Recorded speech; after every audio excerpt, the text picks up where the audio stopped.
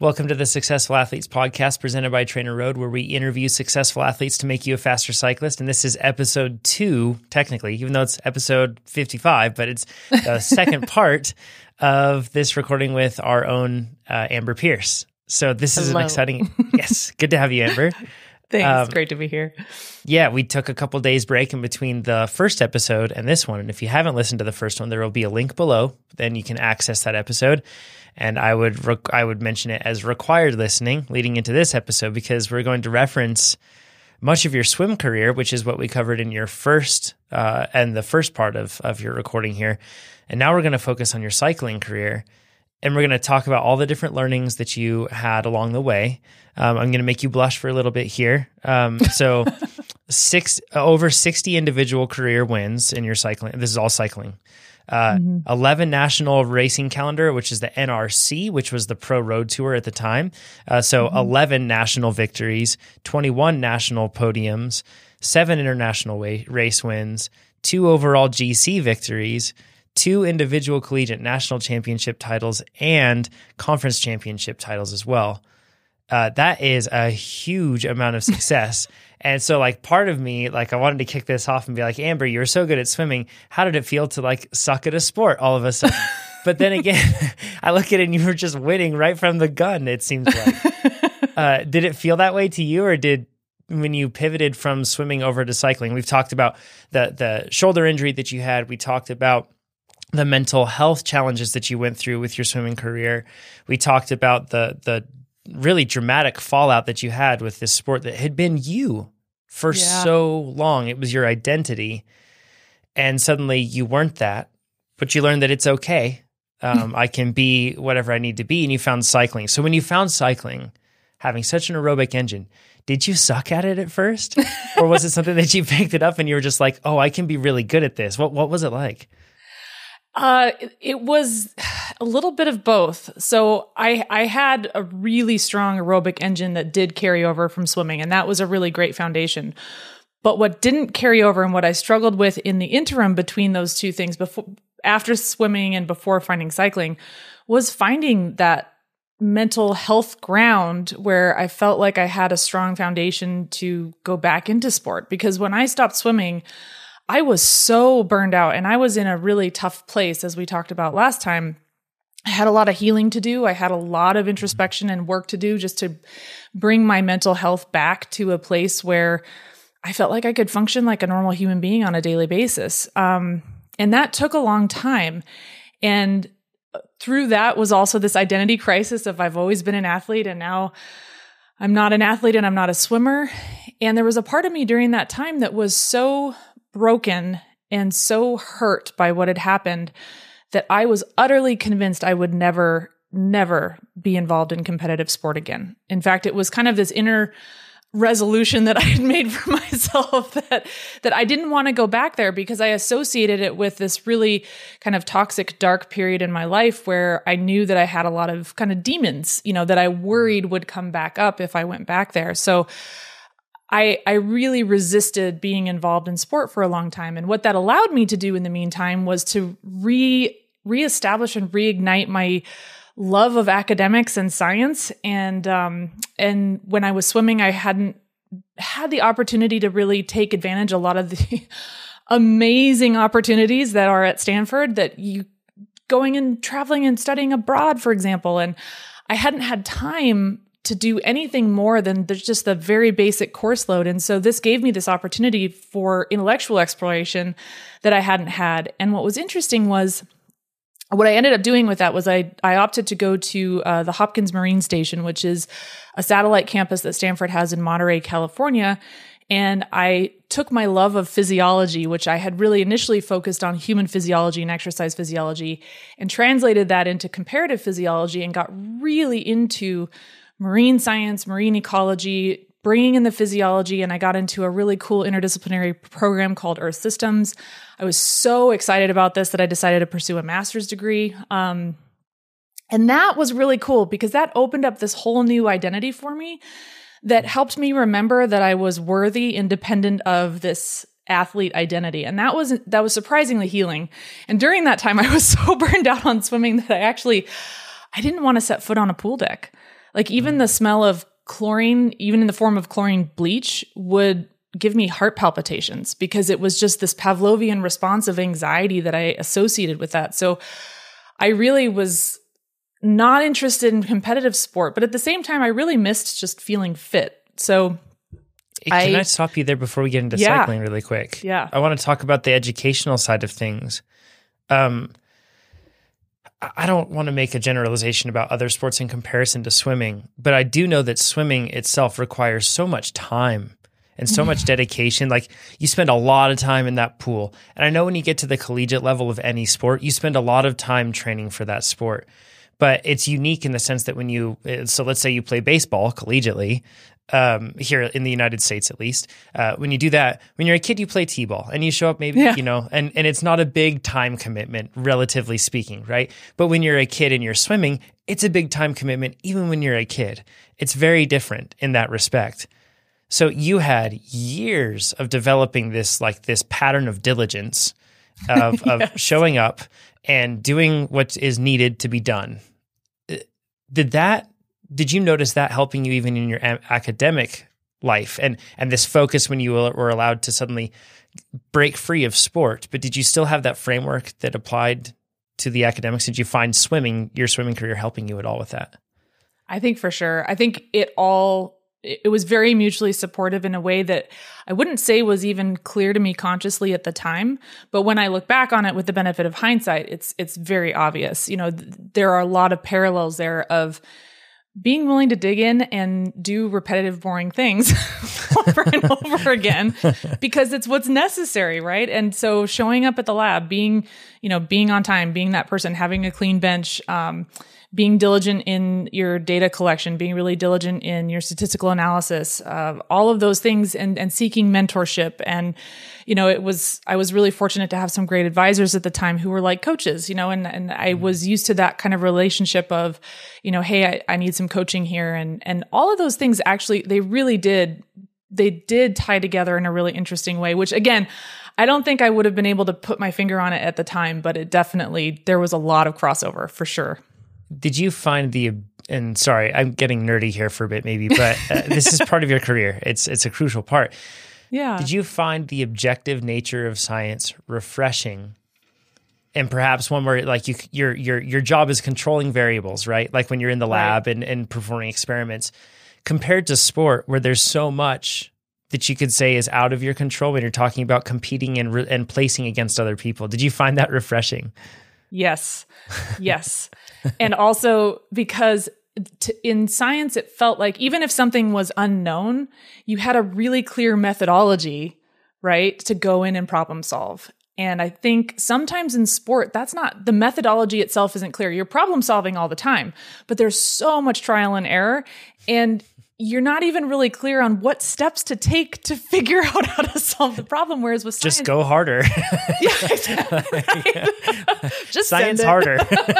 Science harder in the lab. It'll work out. Right. So that part was really fun because it was just like, okay, there's this really interesting question that I want to explore, and you have the scientific method, and you apply the scientific method, and it may not go the way you thought. You may not learn what you think you're going to learn. Your hypothesis may be incorrect.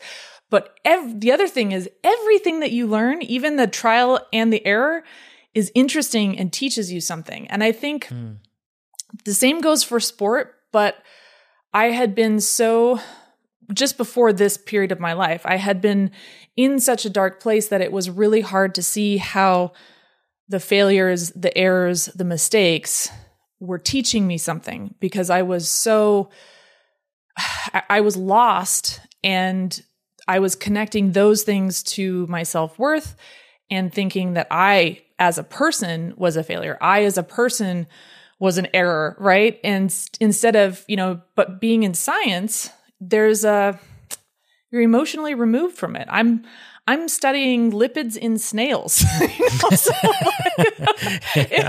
if my hypothesis is incorrect, I'm not going to walk away and think, geez, my hypothesis about lipids in snail membranes is incorrect. I must not be a very good person.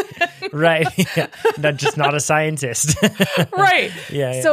So that was actually, I think that was surprisingly healing in a way too, because it taught me that trial and error can be a really interesting, helpful process, and that I can set myself apart from those outcomes and I can learn from them and grow from them. And in this case, I was growing as a scientist, but I think that definitely translated. And it was a part of that healing process that helped me pivot into another sport later. Yeah. So you mentioned the healing process. Did you find what you need? And this is such a vague and terrible question, but hopefully it can lead to something good. Did you find that you were getting what you needed in your academic pursuits? Like you had this big fallout with swimming, right? And this massive shift, this tectonic shift suddenly in self-identity, right? Were you getting what you needed in academics? Did you feel that was sufficient? Or Yes. did you feel that there was something unsolved? How did you feel about that relationship with sport and then your new focus? I think at the time, and I'll say this because this changes with life, right? We all need different things at different times in life. And at that time, I felt so lost and unworthy because I had lost this identity. And even before I lost the identity of being a swimmer and an athlete, I felt like I was undeserving of anyone's respect. I was undeserving of anything. I felt utterly worthless. And to come into science and feel suddenly like I'm capable of making a contribution. First of all, I'm capable. That alone was magical. And to have people treat me with respect and treat me as a human being who is capable of making a contribution, even if it's just looking at lipids and snails, was so powerful. It was so powerful because it made me realize that, I may have lost this identity that I had previously associated with being worthy, and I could still be worthy. And that was really, so that was really what I needed at that time. And so at the time, I was getting most of what I needed, I think. And the only missing piece I would say at that time, because in other periods of my life, like we talked about in high school, I really needed both sides. I needed the physical outlet to be able to focus, and I really needed that intellectual outlet to really feel balanced and engaged and to satisfy that kind of natural internal curiosity that I have. And so things were really out of balance in one way during this transition period because I was not doing any sports. The most I was riding a bike, but just to get to the office. I was riding a bike basically as a literal vehicle to go get coffee on my way to the lab, and it wasn't an exercise thing. It was just a vehicle, a transportation mode of transportation, and so things in one way were out of balance. But it was exactly what I needed at that time. And the thing that I started to miss after a while, which I didn't miss for a long time, because I was just so, I didn't want to touch that dark closet. I had felt like I'd kind of closed the closet. I'd put some yucky stuff up on the shelf. I didn't want to open that and have that stuff fall out on top of me again. But I started to miss feeling fit, and I started to miss not being known as a fit person, not being known as an athlete, but just I missed feeling that sensation in my body of feeling capable of going for a run without feeling like I was going to die.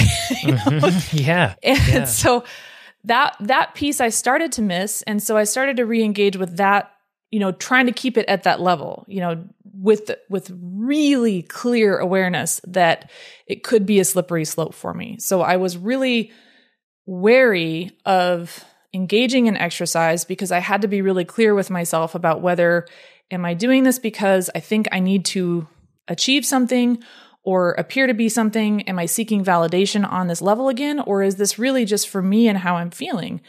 And so I started running a little bit, which I was really not good at. Sounds like a lot of us cyclists. Yeah. But I kind of liked it because I couldn't expect anything from myself. In fact, one of my roommates at the time talked me into entering a 5K for fun. And I thought I was kind of in an okay place to do it. And I thought, okay, I can sign up for this and not put any pressure on myself. But of course, the morning of the race rolled around And I was putting pressure, so much pressure. And I knew it. And I was trying to fight it, but it was coming back. It was just this really old habit, of emotion and thought. And it was like the tsunami that was hitting me. And I was like, oh man. And the race start was not too far away from the lab where I worked. And there was a huge line for the porta potties. So I said, oh, well, I'll just sneak over to the lab, use the bathroom, come back. So I did. And I came back and everyone was gone. Oh no. You missed the race start. Race start by like 5 minutes. Oh no. And it was the best thing that could have happened to me because I stood there, like at first I was so angry. I had this flash of anger and then it gave way immediately to I just laughed. And I was just like, okay, yeah, that's the universe just going, oh, right, Amber, really? Take yourself seriously now. Yeah. I could see you like Googling, what's a fast 5K time? 5K time records, totally like, you'd want to benchmark yourself against that. And then you have this thing that basically makes it so it's a non-starter. It's just do the thing and don't care about it, right? Exactly. So the running was nice because it got me outside and I was able to just enjoy the surroundings of being there because it's just a beautiful place on the earth to be. But like I said, I was not very good and my body didn't work very well that way. So I got shin splints all the time and I would come into the lab after a morning run and I would be complaining about shin splints. I didn't realize how much I was complaining until my advisor finally just looked at me so exasperated. He goes, I have a bike in my garage that I don't touch. Please, for the love of God, just take it. It's yours. Let's just stop the shin thing. Stop the running. This is clearly not working for you. If you really need to get out and do some exercise, let's try something else because this is bad. Was it like a road bike or mountain bike? What was it? It was an old steel down tube shifter road bike. And awesome. It was awesome. It was really awesome. So sure enough, he brought it in and we got it fixed up. And it was again, Monterey is a beautiful place. So I would, on my lunch breaks, I'd go and I'd ride around. And it's so fun to reminisce about this because I would get ready, get bottles, get everything all together to do a 20-minute ride. Yeah. Which now I laugh about because that being pregnant now 30 minutes feels like a lot again, but right. But then later, I would build up, but it was really that really felt like a huge accomplishment at the time. And then I would go further and further afield. And then it was really just enjoying the natural surroundings and exploring. And I wasn't doing interval training. I wasn't, in fact, I was purposefully not doing that. I didn't want to do that. I just said, I want this to be an outlet. I know that I feel better physically. I'm getting fitter, but kind of on accident because I'm really just wanting to be on my bike outside and going and exploring the beautiful roads around there and the coastline. And so that was kind of how I transitioned from swimming to the bike. But there was a pretty solid chunk of time there where I wasn't on a bike, I wasn't swimming, and I was really kind of finding my feet again just as a human being independent of sport. So you mentioned that you didn't allow yourself to do interval training. Did you put up any other protective bumpers, so to speak, in this athletic pursuit, but with very different intentions than what you ever have with swimming, of course? Yeah. I think not doing any structured training was the big one. And at the time there was nothing else, right? There wasn't any other, people weren't asking me to show up we weren't doing 5Ks or anything like that on the bike. But a little bit later, some of my fellow grad students who were racing collegiate racing, said, hey, we noticed you like riding bikes. And, I would ride with them occasionally too, because that was fun for the social aspect. And so they were kind of like, well, why don't you come out and try some collegiate racing? And at that time, where in Monterey, there's a beautiful trail system out in Pebble Beach, which Pebble Beach is this very wealthy, beautiful kind of gated community, which you can ride through on a bike. So if you drive through, there's the 17-mile scenic drive, which is beautiful, but I think you have to pay $20 or something like that as a vehicle, a car to drive it. But on a bike, it's free. So that was really fun to explore on the road bike. And then later, because there was such a cool trail system, I ended up getting a mountain bike, not anything special, but it was mainly to go with my fellow grad students on the trails because it was another way of exploring and being outside and enjoying the area. And so that group eventually said, hey, we do have a collegiate cycling team. Do you want to come out and race? And that was where I kind of thought, oh, this is stepping over a boundary. This is, and I think I literally said to my friend who asked me about it, I said, no, I don't race. I don't do that anymore. And I'm not going to. And his response was, yeah, it's not so much a race as we road trip on the weekend to a really beautiful place, party all weekend, and then we ride our bikes at some point. Collegiate racing. Right. And I thought, because I was friends with a lot of the folks that were doing the racing, and I thought, I could tag along for that. And I think I could be there and go through the motions. And the deal I made with myself internally was, okay, I'm not going to train seriously, so I can't expect anything of myself in the races. And I will do this as long as it's fun and as long as I'm not putting pressure on myself and as long as those demons are not rearing their heads at me again. And so, yeah, that was sort of like the very first step back toward a competitive arena. Or you dipped your toe back into the water. No pun intended there. Right. So that kind of opens the floodgates for lots of things to potentially come in. And did you know that when you took that step, that eventually you'd have to reckon with the things you put on the top shelf in the dark closet? Nope. No, I'm giggling because I was just like, oh yeah, I really thought I had control of it, which is hilarious. Sure. Right. Yeah. Not so much. Looking back, now you of course you're going to have to reckon with all that, right? That's just how it works. So when you got started in collegiate racing is kind of known as like a polarizing experience in the sense that, not that it can put people, attract or detract people, but in the sense that for many, it's very much lighthearted fun. Yes, there's the competition, like you said, but really it's a weekend of partying, and then it has bikes and it's really fun because you get to hang out with your friends. And then there's also a segment of collegiate cycling that it's extremely competitive and high performing. So, and many times they're mixed, which is just really cool. That's why it's so unique. So let's kind of probably hop, skip, and jump over a lot here, but when did it get to the point where you're winning 2 collegiate national titles? What happened to lead you to that point where you went, I think I can try this again without structured training, to suddenly winning national championships? So a lot had to happen there too. That did not happen overnight. Let's be really clear. And I do want to say, as polarizing is one way of describing it, but another way of describing collegiate racing is there is something for everyone.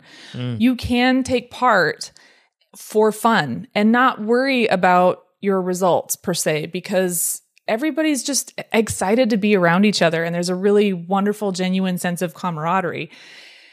And there are those folks who take it really seriously. So when I started racing, I started on mountain bikes, which again... That's why you're awesome, Amber. I knew it the whole time. That's why I'm sorry. Yeah. Personal bias coming through. Sorry, yeah. But I didn't know what I was doing. I didn't have a lot of skill. So there were a lot of things stacked against me, which in a way was really to my benefit because it meant that I couldn't have really high expectations. So I got through a whole season of mountain bike racing. I say racing with air quotes because I wasn't really, I was pedaling around race courses. And I really, during those courses, I remember I had to really check myself. If someone would pass me, I'd kind of have this little urge to, oh man, should I get them back? And nope, don't do it. Soft pedal, let them go. This is not your beef. This is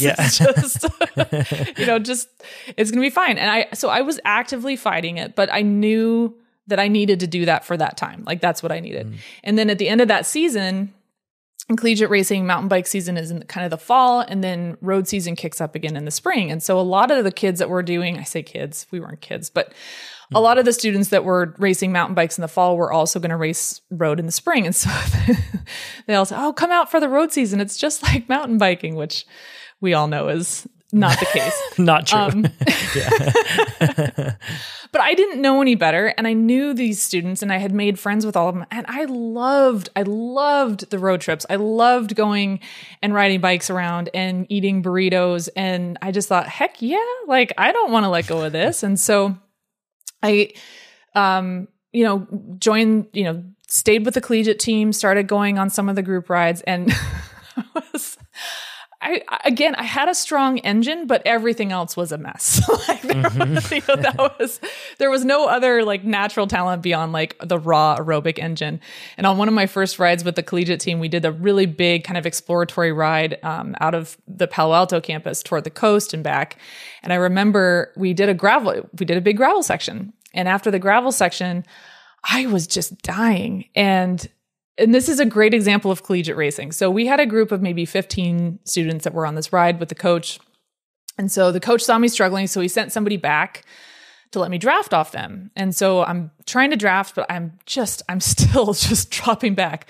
So the coach sends one more, and then one more, and then one more. And at one point, it really seemed like the entire team was forming a V in front of me to let me draft, because they were like, mostly for their own self-preservation, because they're thinking we're a long way from campus, so we got to get this girl to the next stop where we can get some food, because she's obviously bonking. And we finally get to the stop and we get some food, and everybody's just like, have a bar. Do you want a cookie? Just please. Loading you with calories. Give her sugar. Exactly. And I felt really bad, but at the same time, they were so supportive. Like, oh, don't worry about it. Like, we're just out here having fun. We'll make sure that, and they were actively making sure that I understood that I didn't have to feel like I was failing them somehow, that it was really wonderful. But when we started going again, we realized that actually what had happened was my rear axle had come loose during the gravel section. So my rear tire was physically jammed against my frame. So oh my gosh. The whole time I was just grinding, and I'm like, this is so hard. I'm so bad at this. Did you wear through your frame? Did the tire go Didn't wear through the frame, but there was like, it was still safe, but it was very like, okay, when you get home, we should probably change this. And so then, of course, everybody had been pulling me for I don't know how many miles. And so then we're at the halfway point. We turn around, and I'm fresh as a daisy. Hey, this is great. I feel fast. I feel so fast. That was a really fun kind of like first introduction to like a big ride with a team. They were, so it was like things went wrong, but the team was really there. And so I really started to enjoy doing the group rides. But again, I didn't want to do structured training, and I was still protecting myself a lot. So I would go to the road races, and, I would kind of hang out in the races and go through the motions. And I was you would loaf. You were I back would to loaf. loafing. Yes. Skill came in handy. If you don't know that one, listen to episode 1. You'll get it. Yeah. Exactly. So I would go, and I would have fun, and I would want to help my teammates. That was my thing, because I felt like if I can help my teammates, I'll feel good about that, and I won't have any pressure for myself to have to perform or meet some standard. And so, there was a big learning curve of riding in a group and what it means to draft. And I wasn't really clear on the strategy yet. And one of the early crits, I remember one of my teammates, Mary, was a brilliant sprinter, like super savvy tactically and just strong and fast. And so as a team, we were kind of like, okay, we're gonna race for Mary at this crit. And I didn't know a lot about tactics, but what I did know was Mary should be drafting. Like, she shouldn't be out in the wind, and we should be helping make sure that she doesn't have to stick her nose in the wind. So we're in the group, and I'm kind of towards the back because I'm trying to find my feet a little bit. And I noticed that some of the other teams are sort of pushing Mary out into the wind, and she's having a hard time maintaining position at the front and staying in the draft. So I got mad. So I went up there and I was like, Mary, get on my wheel. And I just hammered. Like, I didn't know, how to pace myself. I didn't know. I was just like, you get in the draft, and I'm going to make sure that you don't have to be in the wind, and I don't care about anything else. And I just smashed. I just went as hard as I could. And again, Not a lot of skill needed in riding on the front of a race because I'm not negotiating being around anybody. It's a good place to be. Yeah. And I had that raw aerobic engine. So I just went as hard as I could for as long as I could. And we ended up dropping the field. Minus 2 other girls. So we had a break of 4. And of course, I blew to smithereens by the time we hit the last lap. And then, of course, the other two girls from the other teams attacked us. And sure. Mary was able to follow. But it was just funny because it was just like, I knew this one thing and I was going to do that. And our coach at the time, Art Walker, he's just brilliant. And his brain works in just the most amazing ways. But I remember, this is my favorite quotes from my whole career. I came back to the tent and he was there helping everybody get ready. And he'd seen the race. So he knew, like, okay, this girl has power and she kind of knows what's going on, but not really. So he took me aside and he said, you have to learn to ratchet the machinery of the universe in your direction. Ooh, I like that. I like that. That's bike racing in a nutshell, right there. Yeah, yeah. It wasn't terribly clear to me at the time how to actually apply that. Yeah, hypoxic brain plus cryptic message. Yeah, I can see it. Yeah. But in retrospect, I just love it because it encapsulates so much. But there was a lot of context, a lot of practical skills that needed to be learned to be able to like put all of that together. But so it was definitely not like an overnight, I just picked up cycling and it was amazing. I was on a learning curve that I was strongly resisting for a long time. Had you won a race up until that point, the race there with your teammate where you shattered the field? So. No. So what did that feel like to have this first big effort where you felt like, me, the athlete, is back? like this is what my body can do in these athletic circumstances. Was that like a turning point for you, that specific race? And is that why you shared it? Or did that still had you yet to encounter that on the bike? I had yet to encounter that. I think that actually scared me because at that time, it still felt like, oh no, people are going to expect something from me. And I didn't want that. And I didn't want to expect something from me. But I think that what that did at that point was it piqued my curiosity about this machinery of the universe. What does that mean?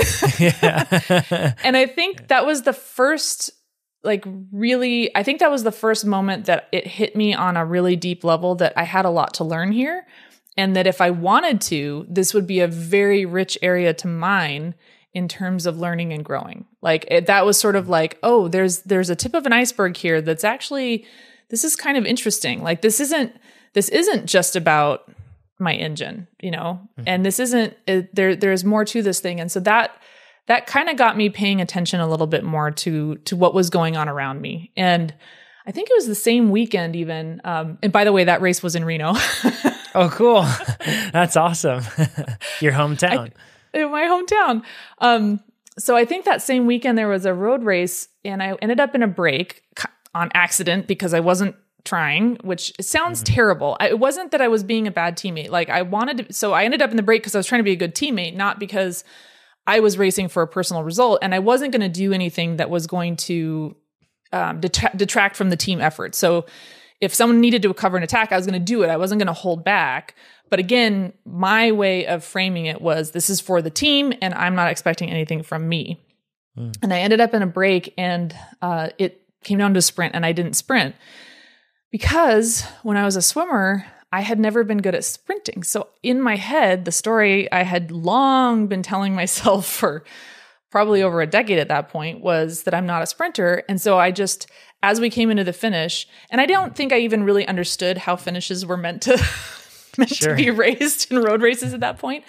But also, I didn't think of myself, we had a sprinter on the team. That wasn't me. That was Mary.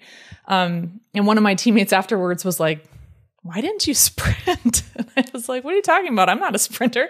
And she kind of looked at me. She goes, well, how do you even know that if you don't even try? Yeah. And it was like, oh, right. That's kind of, that's a good point. and that's such a unique thing in cycling, right? Because there's so many breakaways that there isn't a single sprinter in that breakaway. But it doesn't mean that you can't try.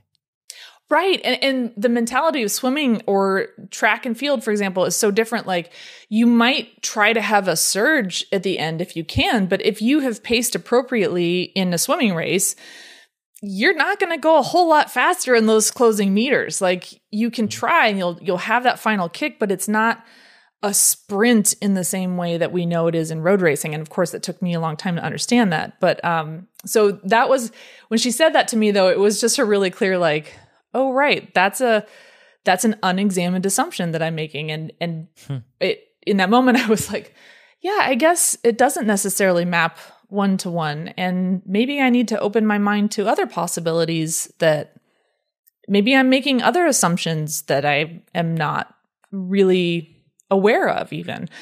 So it was interesting, these little moments that were kind of like, there might be something more here, but I was still very afraid of expectation. I didn't want to feel like I was going to disappoint anybody. And I felt like the only way to not disappoint people was to make sure that no one was expecting anything from me. Right. So don't, do those magnificent results. Don't put in that sort of stuff, be athletic and be a team member and do that sort of stuff, but definitely don't put yourself in a position where you'd earn that pressure. I can't help but think that cycling had to have been absolutely like fascinating for you, because an analytical, scientific person with experience studying human physiology, and then years of testing that human physiology in practical environments, right? And so cycling, and then when you add on the tactical layers to cycling, it had to have just been extremely like brain candy, effectively. Yes. Like your body just like, so much opportunity. And also, I just have to say this, but your coach, only a Stanford cycling coach would use such a metaphor. I can imagine not to bag on our local university or anything. It's a great university, University of Nevada. They're probably like, just go harder, bro. Meanwhile, cogs in the machine. Machinery of the universe. Yeah. Well, to be fair, he was a physicist too. So there we go. Even more. Yeah. So this was, how long did you race for the Stanford Collegiate team? I raced 2 seasons for them. So that first season was really that period of being extremely wary of stepping in too far, and being really afraid of expectation. But as the season went on, I had a strong engine, and one of the core events in collegiate cycling is the team time trial. And we had some really strong women on the team, and I was a really strong time trialist, and I could actually pace, right? So this was where all of the swimming stuff did map over really well. So I had a strong engine. I could pace really, really well. Didn't need to figure out if I was a sprinter or not to be good in the time trial. So that was something that we as a team figured out, that we probably had a decent shot of a good result at nationals. And that felt comfortable and approachable to me because it was a team thing. The pressure wasn't all on me. People weren't expecting a lot of me as an individual, but the team part felt safe. Like, I want to do this for my teammates. I want to get strong for my teammates, and I want to be a part of this team event. And so we started really training specifically for the team time trial, and that was really fun because that felt, again, it was all of the things that I loved. It was that fulfillment in effort. It was a learning curve. There was the social aspect and the camaraderie, and again, it felt safe for me. So that was a point where I was like, I can step up to this. I can step up and train pretty seriously for this. And train seriously, air quotes, I didn't know what that meant really for cycling at that point. I had some idea from my background in physiology and from swimming, but it was really about attending those sessions that we did as a team and practicing the stuff that they told me to practice when I was on my own, and making sure that I was prepared for that event for my teammates. And then we went to Collegiate Nationals that year. And again, this was not like an overnight Cinderella story. I got dropped 2 laps into the collegiate crit. And I remember coming around the corner, and the coach was standing on the side, and he did that little gesture of like the fingers slitting across the throat. Like, this is you're done. You're done. Yeah. And so, but again, I didn't set any expectations for myself in that event. And so I was fine with that. It didn't feel like a failure. And that, again, I buffered myself against that. And in my mind, I was still there for the team time trial. So that was okay. And my teammate ended up doing incredibly well that day with a top 10 finish. And I was so proud of her. And that felt so fun and so good to be a part of a team in a competitive environment where I didn't feel like I was letting anybody down. Can I ask a couple of questions really quick on the team stuff? First of all, what a unique entry into cycling, because cycling in the vast majority of the cases starts very individually, and then teams come later on. But your introduction was through a team, which is super. I think it's fortuitous, right? Like it was what you needed in your situation. But thinking outside of that as well, was swimming a team effort for you? Did it feel like a team, or did it feel more individual? It felt like a team when I was in high school.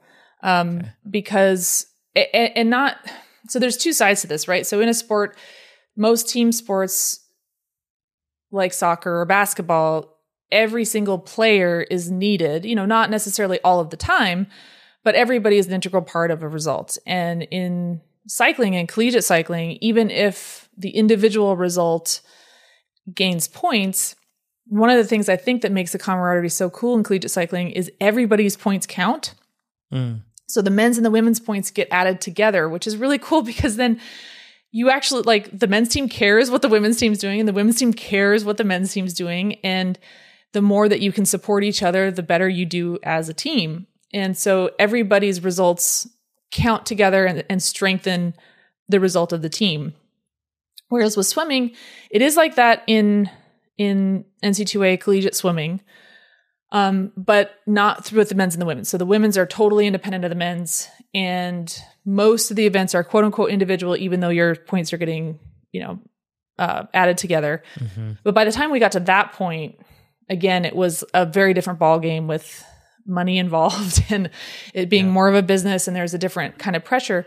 And in high school, even though there wasn't the point system that was necessary, right? There wasn't a point system where we were earning points as an age group team. It's really just about your development as an individual athlete. The program that I was in was very close knit. So it was a small program, and my teammates were my best friends. And we spent, long weekends at pools all over northern Nevada and California. And so we spent so much time together, and we were growing up together. So it felt, and the support and the camaraderie there was really less a consequence of the sport being a team sport or not a team sport, and more just a consequence of the environment and the way that the team was structured. And I really missed that when I got to college. And I think, again, that's a piece that I've learned is really important for me just as a person. And then also the timing and what I needed in terms of transitioning into a new sport was I needed to be in a supportive environment where people cared about me as a person first.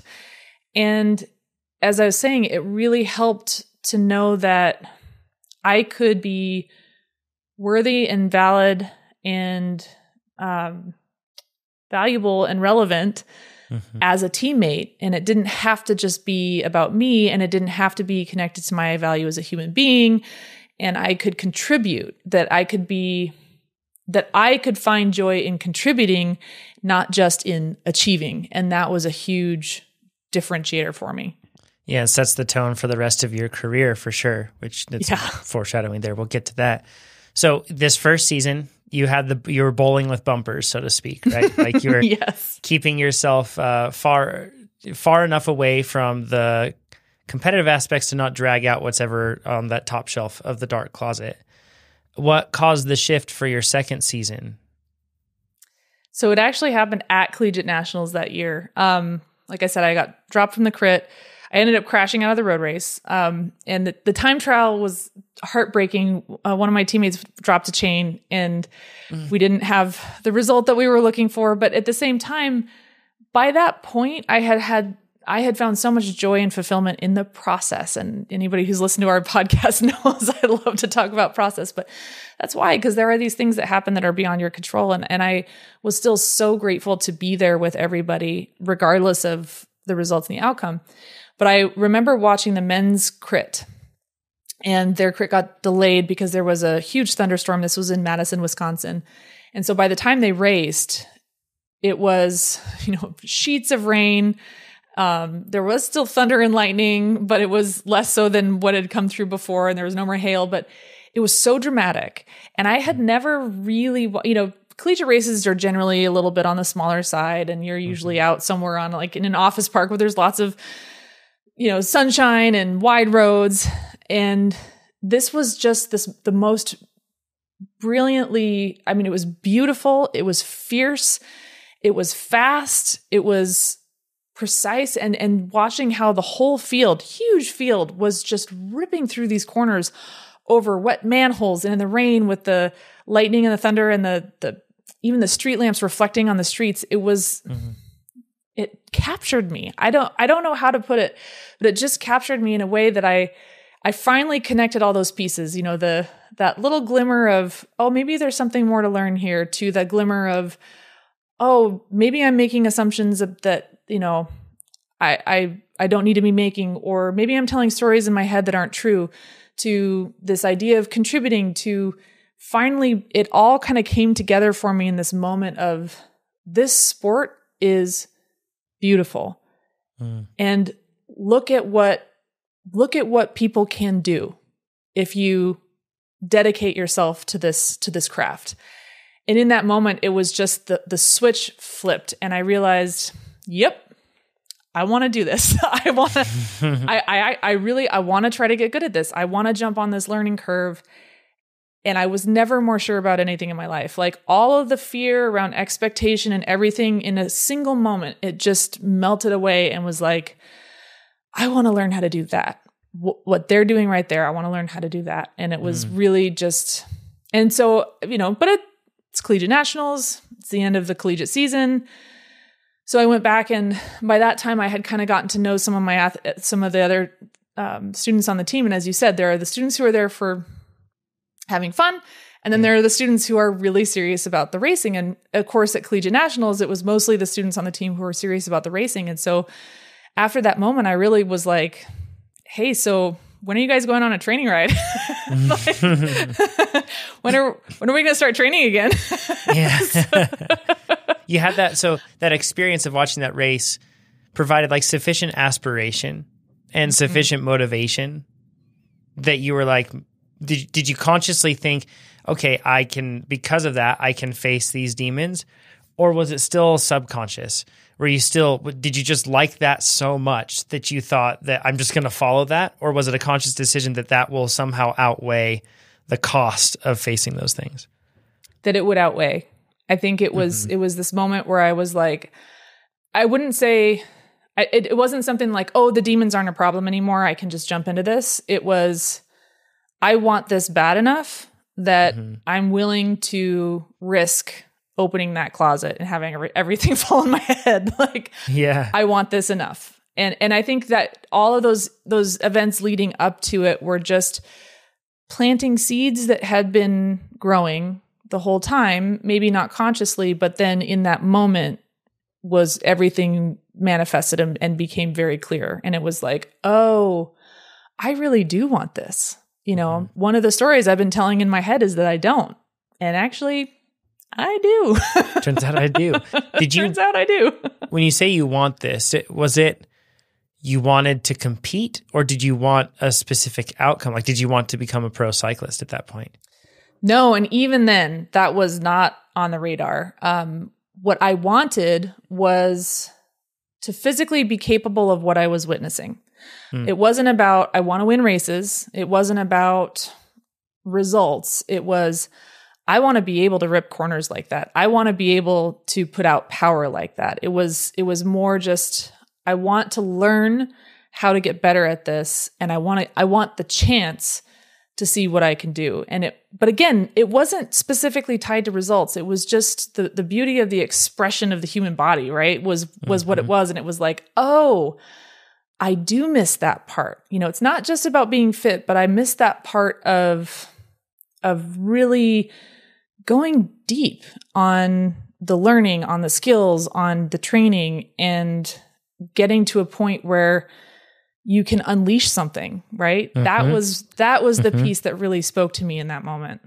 And had been dormant for so long because you didn't have that competitive outlet where you really felt like you could just like perform and I mean, let's face it, you were not just a normal person. You were somebody that was, extremely successful in swimming at a really high level. So yeah, I can understand. It's dormant but not gone. So the next season happens, and you end up winning 2 national championships. What were and this is going to be kind of the theme for more or less the rest of the podcast here as we go through your career, but what were the most helpful things you learned in that last year of collegiate racing? So much practical knowledge. So I was really fortunate again that on our team, we had a group of really experienced cyclists. And so one of those cyclists is now my husband, David.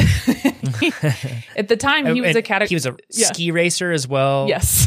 Very good ski racer, right? So like, and ski racers just, they have this way to see line choice like nobody else can. They see the matrix, right?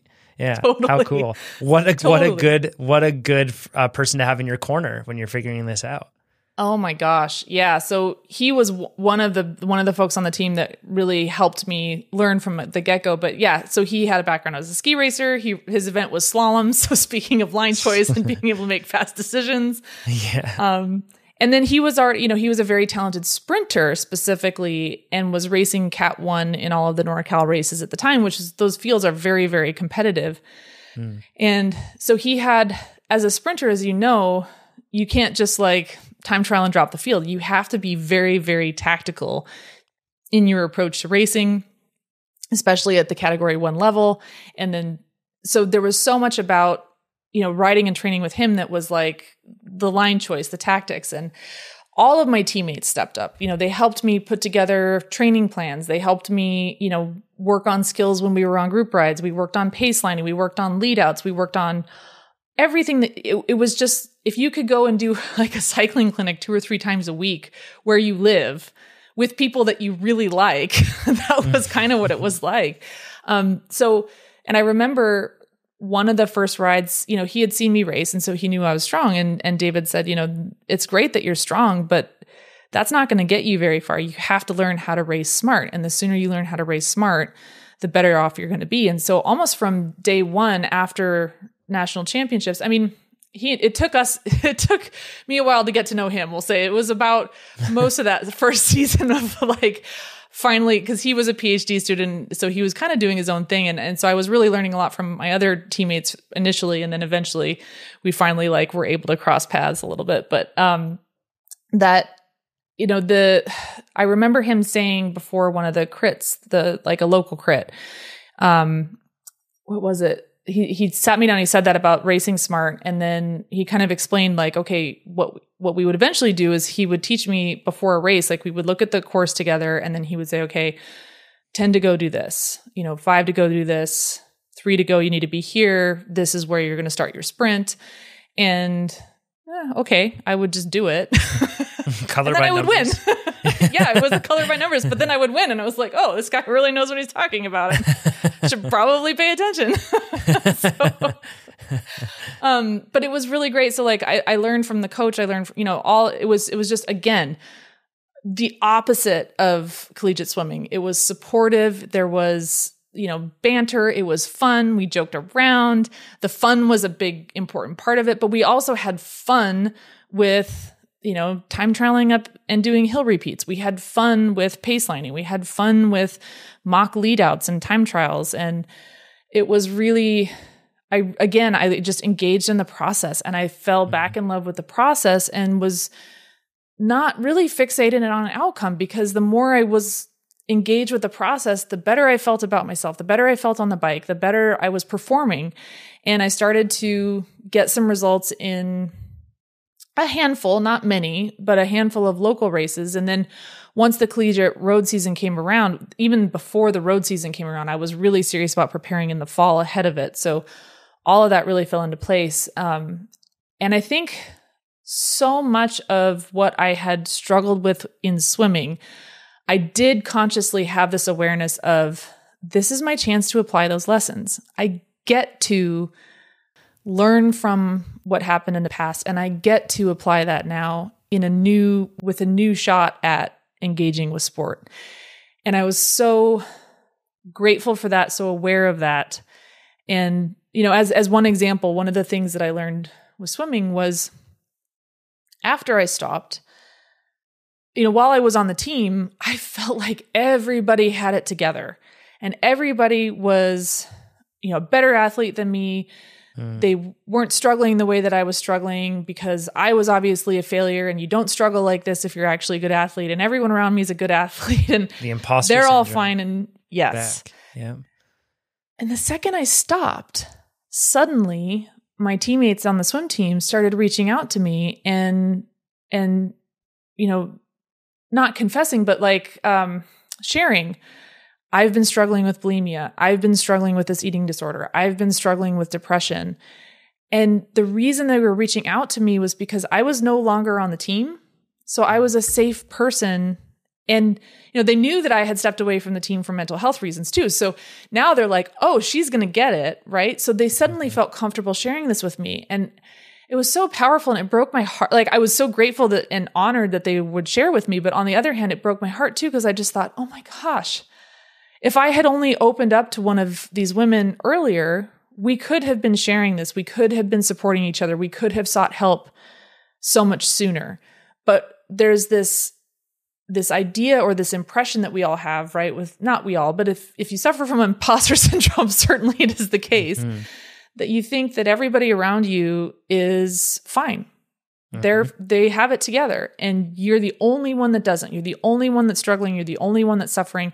But what was so sad was we were all feeling the same thing, and we couldn't support each other on that level because no one wanted to be the weak link and be the first to admit it.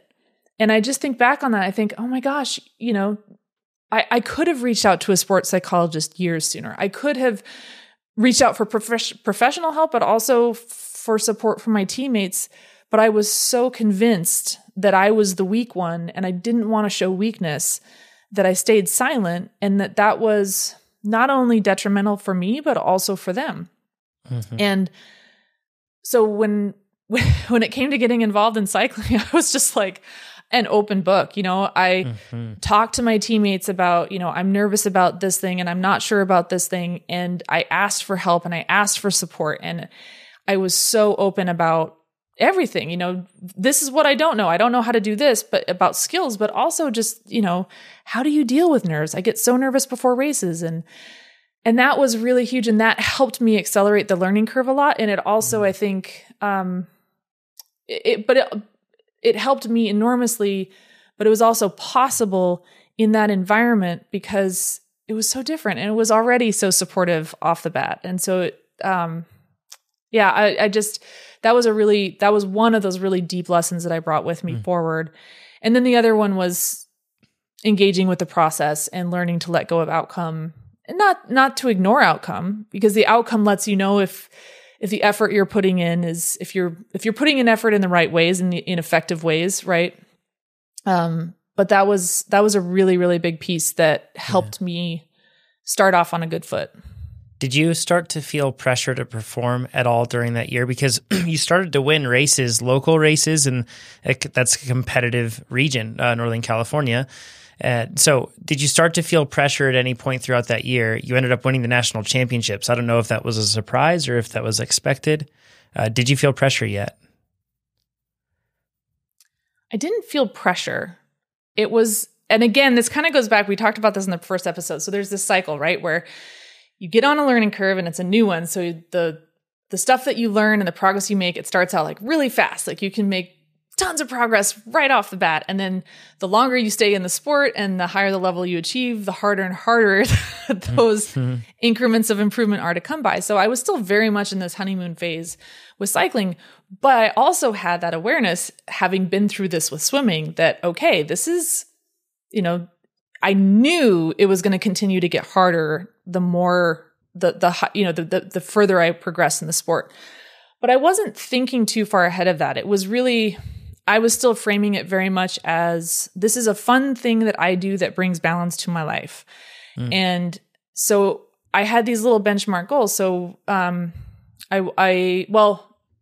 collegiate season came first that spring, and I just wanted to do well for my team. That was it. And by the time nationals rolled around, I had been winning a lot of the collegiate races. So I knew I was capable of winning, but also I think it was more like I was really grounded in, as long as I prepare the best I prepare and I do the best I can on the day, I'm satisfied. And that was another lesson I took with me from swimming was I can't control the outcome, and that's okay. And that doesn't make me less of an athlete. Doesn't make me less of a person.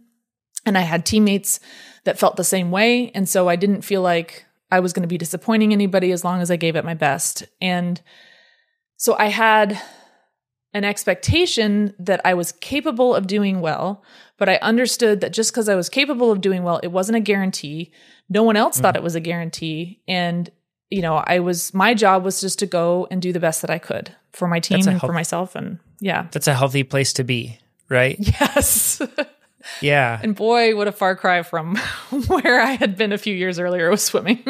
Right. So, I mean, you win these national championships. What did that do for you? Winning a collegiate national championship, did it feel like validation that back to that man in the line at Starbucks that we talked about in episode 1 that hey, I am an athlete? I'm sure that had to have been there. It did. Well, what else what did that give you, that level of success?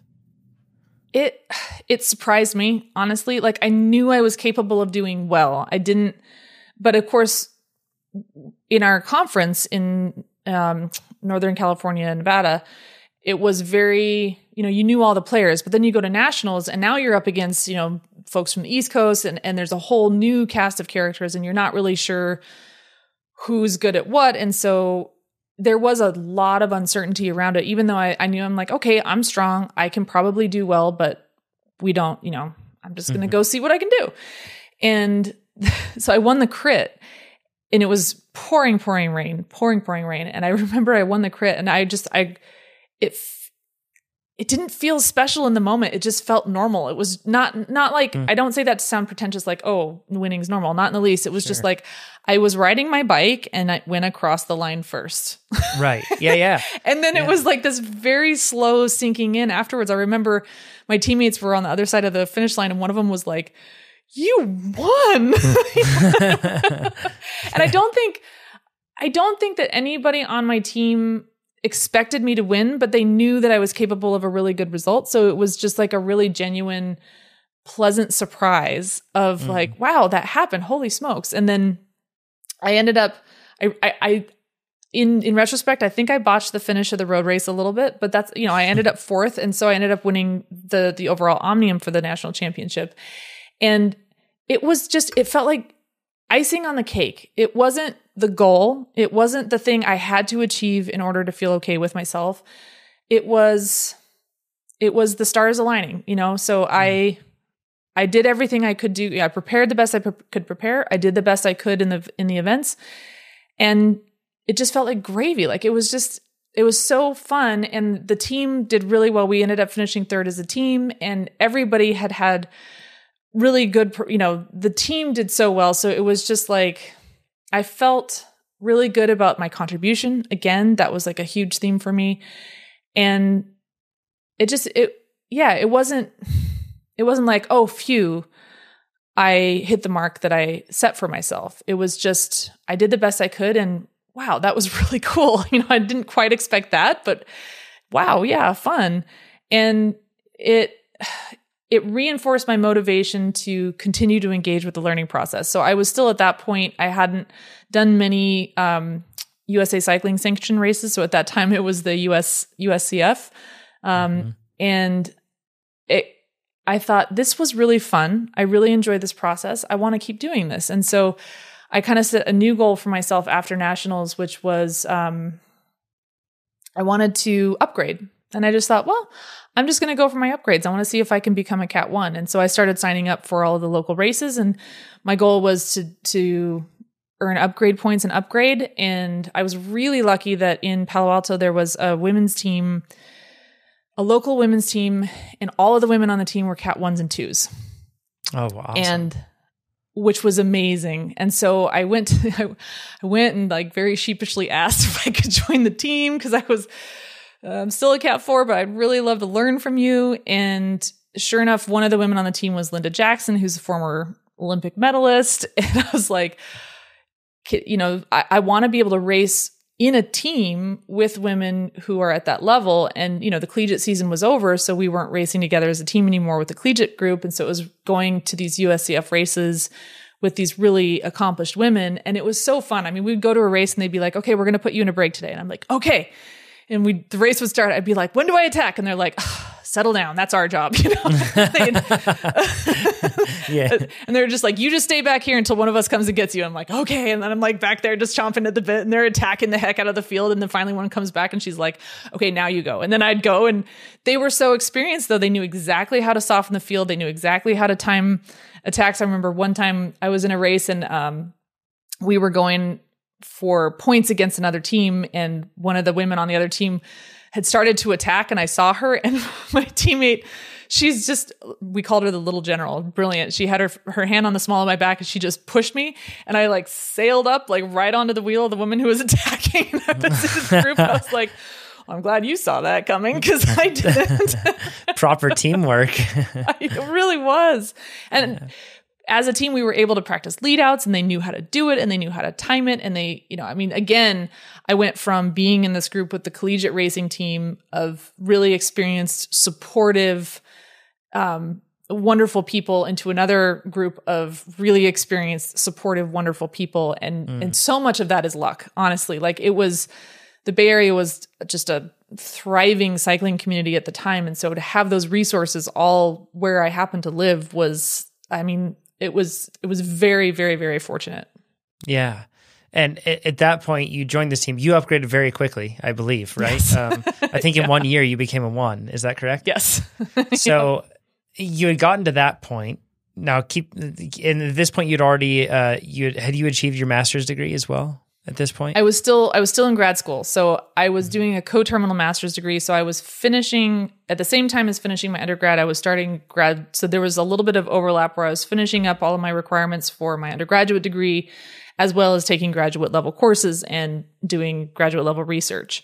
So this was 2005 was the year I won collegiate nationals and really upgraded quickly. And that was because I was literally racing 2 or 3 times every weekend with a team that was dedicated to helping me upgrade, and teaching me really, really rapidly. Again, between their mentorship and expertise and David and my collegiate racing team, it was just like you couldn't, the pre-race and post-race debriefs were so rich with lessons. And it was really it was amazing. So I had, at the end of 2005, 2006 was going to be my last year of my master's. So I still had a year left of grad school at that point. Mm-hmm. So in 2006, I believe you signed with Webcor, right? Yes. Your first team. Was this the team of Cat 1-2s in the region that you mentioned there? No. So the team of Cat 1-2s was Palo Alto Bicycles, and we had so much fun. Oh my gosh. But the Webcor Builders women's professional team was also based in the Bay Area. So they were at all of the same local races as our team, which we called PAB for short, Palo Alto Bicycles. So my PAB team, we were always at the same races as the Webcor team. And so they were always the ones that we wanted to beat, because we felt like we were the scrappy underdog team because we weren't pro. Sure. But we had wonderful support. And then the Webcor women would, go off to all these national level races and international races, and they would come back and just, be super strong in the local races. But we be between, the tactical savvy of my teammates, and then them like really dedicating themselves to setting me up for wins, we would often beat the Webcor women's team racers. And at the time there was a series of races called the Cal Cup series. And so we were going head to head for the Cal Cup, and my team really wanted me to win the Cal Cup. And one of the Webcor women was also in contention for the Cal Cup. And we were like, okay, as the underdog team, we got to win this thing. So we went all in for that. And I did end up getting it. And so another example of being in the right place at the right time was I got to go to all of these races, like, I don't know, maybe 10, 20 races where I was racing in a field with professional women. And so not only was I getting that challenge and were they raising my game, but also it was an opportunity to show them what I could do and that I understood team tactics, that I understood tactics, that I was really strong and I was strong enough to contend against their own. And so at the end of that season, they ended up inviting me as a stagiaire, and a stagiaire it's kind of like a tryout position. So this is one of those cycling unique terms where at the end of a season, a professional team might bring on an amateur rider as kind of like a test run to see, can they hack it? Are they a good fit? So they brought me on as a stagiaire for the Cascade Cycling Classic that season and also the Bermuda Grand Prix. So I got to go race with them, which was really cool and gelled right away, learned a ton, had a blast. And so it gave us all a chance to sort of know whether this would be a good fit. And at the end of that season, they did offer me a contract. And it was like something I never in a million years would have imagined for myself. But the moment that it happened, it was like, there's no question. You don't let an opportunity like that pass you up. Sure. So at this point, had pressure arrived when you were signed as a stagiaire, or certainly when you get a pro contract at that point, when you're on a pro team and you're a pro rider, you're effectively, this is your job is to do well. The pressure had to have returned at some point here, right? Or was it still just curiosity and exploration? It was still very much curiosity and exploration. Like I wanted to do a good job for them and I was putting some pressure on myself in that regard. But also it sort of went from being a rookie in collegiate cycling to performing well. And then after collegiate cycling, it was like, okay, now I get to be a rookie in UCSF racing, right? Or USCF racing. So then I got to be like a rookie in the local scene, right? And then I moved up and improved there. And now I got to be a rookie in the pro scene. And the beauty of being a rookie is there is less pressure on you. Your job is to learn and grow and improve. And no one's going to expect you to win races out of the gate, right? And so if you do, it's gravy. But if you don't, it's okay because you're still just a rookie. And so I was still jumping from like role of rookie to role of rookie quickly enough that pressure hadn't really seeped in yet. Sure. When did that start to arrive then? For the next couple of years, you raced here in the U.S. You ended up racing for Team Tibco after Webcor, which, by the way, you got, which I also, this is a bit of a tangent, and we'll get to this later, but you were winning all sorts of different types of races at this point still, which you spent the majority of your pro career, particularly over in Europe, as a domestique. But meanwhile, you're just winning a bunch of different types of races. So this evolution that's happening when riders get more specific, usually in terms of how they race, the outcomes they go for, everything else.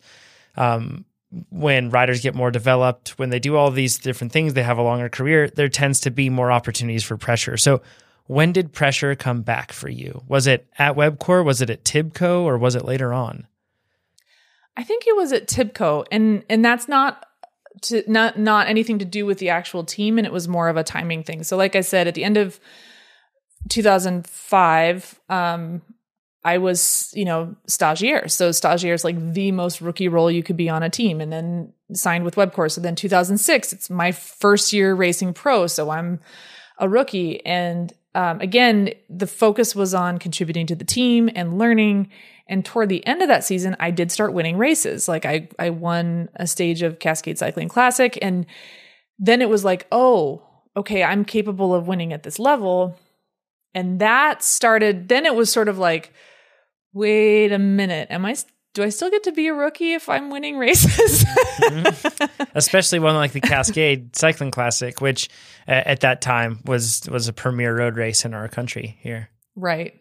And so I think that started to seep in a little bit over the course of that season, but it was still, that season was still my first season pro. So I'm clearly a rookie. So I still had that sort of mental protection against feeling pressure and feeling like I'm going to disappoint anybody. And then the next year I signed with Tibco, and I think I started that season with with very high expectations for myself, and also with the sense of, okay, I'm not really a rookie anymore.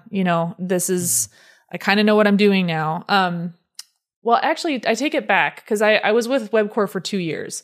So I think it was in my second season with WebCore where I really started to feel like there was a little bit of pressure. And I actually, early in the season, dug myself a pretty deep hole doing some back-to-back stage races. And I remember being at the Tour of Montreal, and I imploded. And I was so lucky because my teammates understood and my director understood. They just said, you're fried. You need to stop. And they pulled me from the race.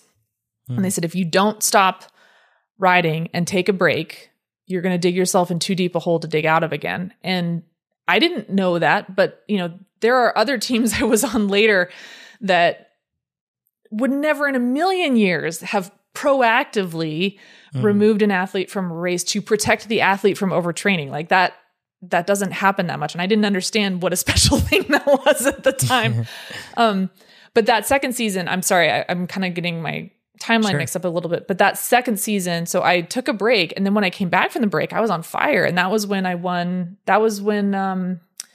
GC at a national level race it's no longer on the calendar, but Tri-Peaks Challenge. And it was like the first day I won a mountaintop finish. The second day I won the group sprint. And then 2 days later I won the time trial. Yeah, in the 2021 Tour de France, like wow, Van Aert. Yeah. Yeah, winning everything. Yeah. But so that season I did start winning at the professional level. And then that was where it was like, okay, so now I'm 2 seasons in, I've got a bunch of pro wins under my belt. I joined Tibco, and now it's kind of like, there's expectation, not a rookie anymore. You've clearly demonstrated that you know what you're doing. You better, come in with some results. And I remember that season, like really struggling at the beginning of the season. And then I ended up breaking a rib at a really early season crit in Ojai. I broke the rib before the race even started. We were just warming up, and I actually got buzzed by a motorcycle. He didn't touch me, but it startled me so much that I toppled over and ended up breaking a rib. And so a couple weeks later, I was at Tour of the Gila and racing with a broken rib at altitude. And I was so checked out. I mean, I was already disappointed in how my season had been going. I was already starting to sink into that place of, maybe I'm really not good enough, and imposter syndrome. And to be fair, again, one of the things I carried forward from swimming was recognizing those red flags and reaching out for help. And so I had been noticing those red flags, and I was reaching out for help, and I had wonderfully supportive teammates again that year, and being really open about everything that I was going through helped so much because they were able to be very supportive of me. I remember being at Gila, and I think it was like 2 stages in, we were having our team meeting, and the director just looked at me and he's like, "Mate, you got a broken rib. What are you going to do? Like, just hang in." Like, dude, it's all you can hope for. If you see an opportunity to help, do it. But, we get it. Like, and again, supportive environment. They understand injury. They're like, we understand that you're frustrated too. And we want you to get better, and we're not going to put pressure on you to pull something out when you're obviously so injured. So totally different than swimming when you were in that place, and instead, your coach just said, "Well, I need you in shape for Christmas training camp." Yeah. And reading you inspirational quotes when you're in the hospital that are about becoming a millionaire instead of actually health. Exactly. So you had that support system. So did you feel like the lessons and the challenges you encountered swimming, encountering those again, did you feel like you were managing them better, and were you able to be cognizant of that? 100%. Yep. Yeah. And that had to have been empowering. Race, I mean, maybe not in the moment, but later on at least. It was still very hard. But I think the real hardcore touchstone that I had that never left me and hasn't is when I'd really start to feel down or frustrated or start being really hard on myself or feeling sorry for myself, as we do, we're human, right? I go back to that moment in the hospital, when I was swimming, and it's like, well, here are your choices. You either stick around for this life and continue to choose this life or not. And this is it. Like, this sucky thing that's happening right now, this broken rib, this, feeling like you're disappointing people, this is a part of life. And so every bad, frustrating, discouraging thing that happened, I saw through that lens of, I'm still glad to be here. I would rather be here and deal with this thing than not be here. And that was really like, when I really was struggling, that was kind of like, oh yeah, you know what?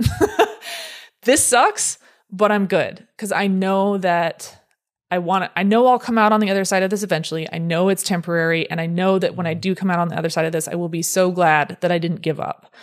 And that, just to finish that story really quick about the broken rib, he said, we don't expect anything of you. So the very next day, eliminated all pressure. And I just thought, okay, well, I'll just ride it in with the pack. And I got dropped on the first climb. This was the inner loop stage of the Tour of the Gila. So there's 2 major climbs.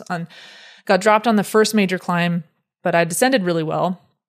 Came up on the group right as 2 women were attacking. Ended up covering that move. And I was thinking, okay, I can at least cover 1 move for the team today, and that'll be it. And of course, that ended up being the break that stuck. So amazing. We ended up being off the front for 70 miles, and they were 2 really good sprinters. And here I was with a broken rib.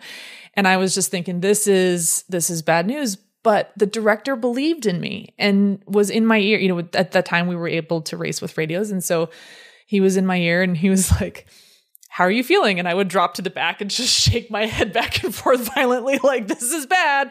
This is really bad. Yeah. But he didn't let me give up on myself. And he was like, no, you know what? Just roll it. You got this. Like, the whole team is behind you. We believe in you. And, none of us in the break were a GC threat. So it was really just about going for the stage win that day. And me being in the break was taking pressure off my teammates. So they didn't have to ride the front. And, all in all, it was good for the team. But in my mind, I was like, okay, well, shoot, if everybody's going to believe in me, I darn well better win this race. And I ended up winning the stage. And that actually really taught me something too. I took a lot of lessons from swimming, but I was still very much learning as I was in cycling. And it was like, oh yeah, taking pressure off works, number one, but also, even when you feel terrible, like I did not feel like I had good legs that day. My rib was broken. I could barely breathe.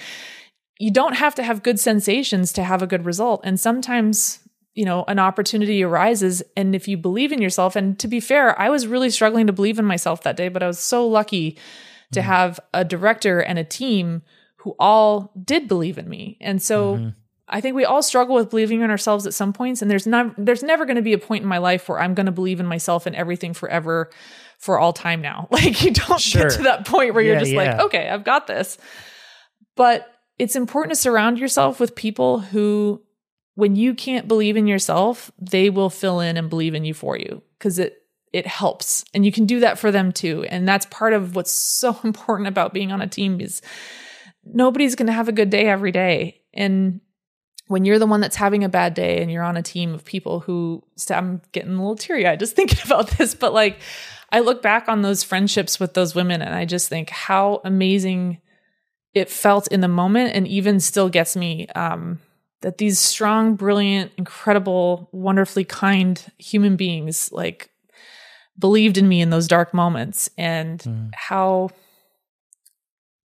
important it is to remember that. Because I think when I was swimming, I had people in my life who believed in me when I didn't. But the more toward the end, when I was really struggling with imposter syndrome and I was really spiraling and into depression, part of depression is, it makes it harder and harder to reach out. And it was harder and harder to remember that people cared and believed in me.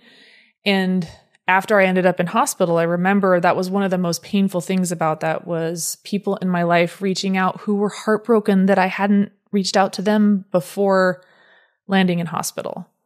And that was so hard but powerful, right? Because it was like, oh, I'm not alone. I'm not alone in this. And I felt alone, and I isolated and I withdrew. And that was part of the mental health struggle. And so I don't blame myself for that, but I try really hard now to remember that, none of us gets through this alone. None of us gets through this alone, no matter how strong you think you are.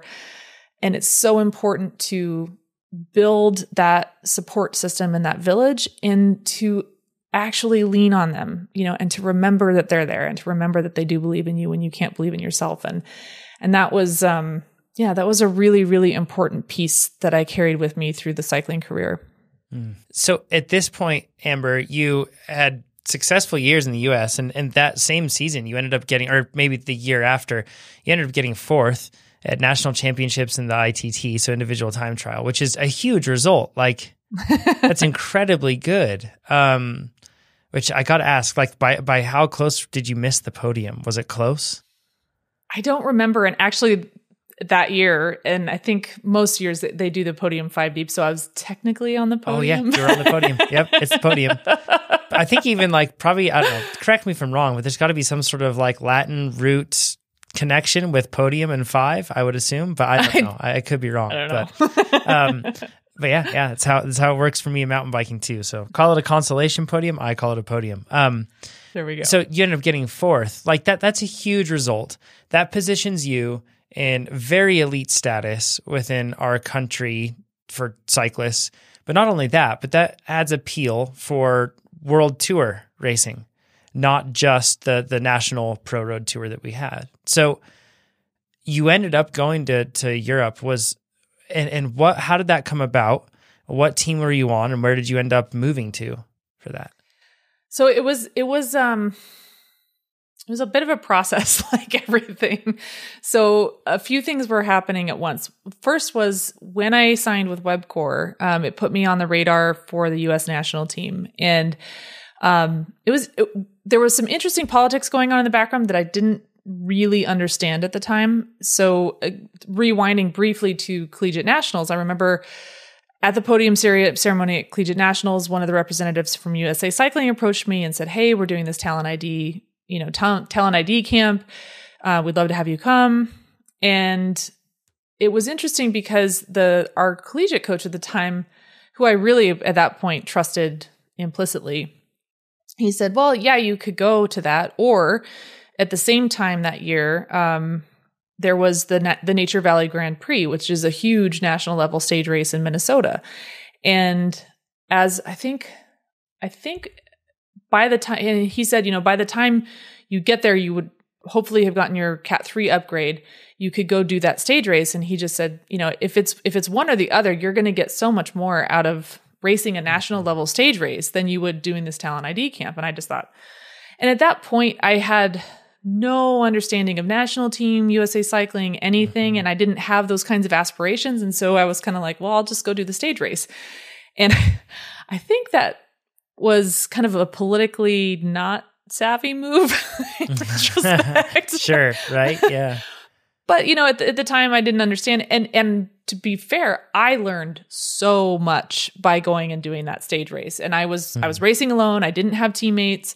But I was racing in a field with these huge professional women's teams who had international experience. They were executing team tactics. I got to watch that play out and learn so much from how they were positioning, how they were, competing against each other as teams was really cool. So fast forward, I ended up signing with Webcor.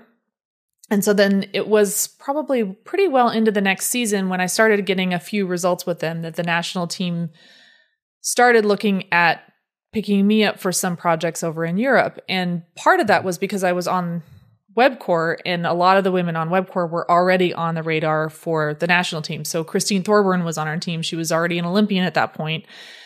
Longtime national team member Catherine Curie I think she was the reigning national champion that year on the national team. And so the way that the national team worked at that time was they would, well, for lack of a better term, they would kind of just cherry pick riders from trade teams and say, okay, we need 8 riders to do this block of stage races in Europe.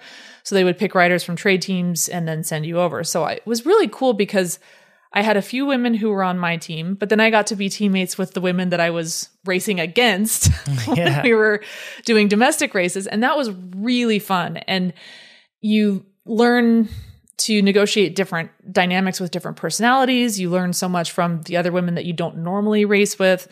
And what that did for me was, it was very, I remember the national team coach after one of the first races was like, welcome to the deep end. And were these races over in Europe too? Yeah. Oh yeah. So we went over to Europe, and it was people talk about it being different, but until you're there and you experience it, it was really jaw-dropping, eye-opening, the whole deal. Like, okay. So what it did was it ensured that I had no illusions that domestic racing, I was a bigger fish in a smaller pond, and that it gave me this really important perspective on that there is another level out there that you've barely tasted. So again, you're kind of going from one pond to the next. So from collegiate to local racing to domestic pro racing to European racing. And even in swimming, that was, you went from the smaller pond of being successful at the national level in high school, and then going to college, and it was like, welcome to the deep end. Yes. So you had been through this before one time that was, led to an absolute life-changing experience and a traumatizing one. And now you're going over to Europe, and you're, put with this composite team, and then you're trying to race on these crazy narrow roads with huge fields and so much depth. Did you fear at all that it was kind of like round two of something like that, racing over in Europe? Or did you feel like you were equipped to be able to overcome that? I felt equipped. It was scary. It was definitely scary because it was it was physically scary because there's lots of road furniture and there's way more women in the field. But again, I felt comfortable being open and vulnerable with my teammates because I had learned how important that was. So I felt a lot more comfortable expressing my self-doubt, my fears, my confusion, what I didn't understand, what I needed help with. And again, I was just surrounded by these women who were so accomplished and yet incredible mentors. I remember, I think on the very first project I did, Amber Neben was one of the women on the team that we were racing for. And she's such an amazing athlete, but an even better human being. And as a teammate, you could not possibly ask for somebody better. She was just so forthcoming and compassionate and an amazingly gifted teacher. And so, I had teammates who understood that this was new to me. They helped me in the middle of races, after the races. They were teaching me, and they were patiently teaching me. And so what it did was it gave me this opportunity to have that perspective of, okay, you're nowhere near the top of the mountain. There's a lot more to go here. So there was no danger in me getting a big ego about what I was doing domestically, because it was like, whoa, okay, you thought you were halfway decent over here? Yeah. Let's check that. Different ballgame. Different ballgame. But to experience that and gain that perspective in a supportive environment, surrounded by people who understand, who themselves have been through it, and instead of having gone through it and feeling like, okay, everybody else should suffer the way I suffered, these were women who went through this and wanted to help me learn from their mistakes and wanted to help me learn from the path that they had forged. And that's something that really was so powerful and stuck with me. And that's something that I've always tried to do myself because, as you know, as we talked about, went through some hairy, difficult times. And there are plenty of people who've been through far worse than me. But the point is that you don't want, I've seen people who get a chip on their shoulder about, well, it was hard for me, it should be hard for everybody else. Like, if I had to go through it, then everybody else should have to go through it. Instead of, man, that was really terrible and no one should ever have to deal with that.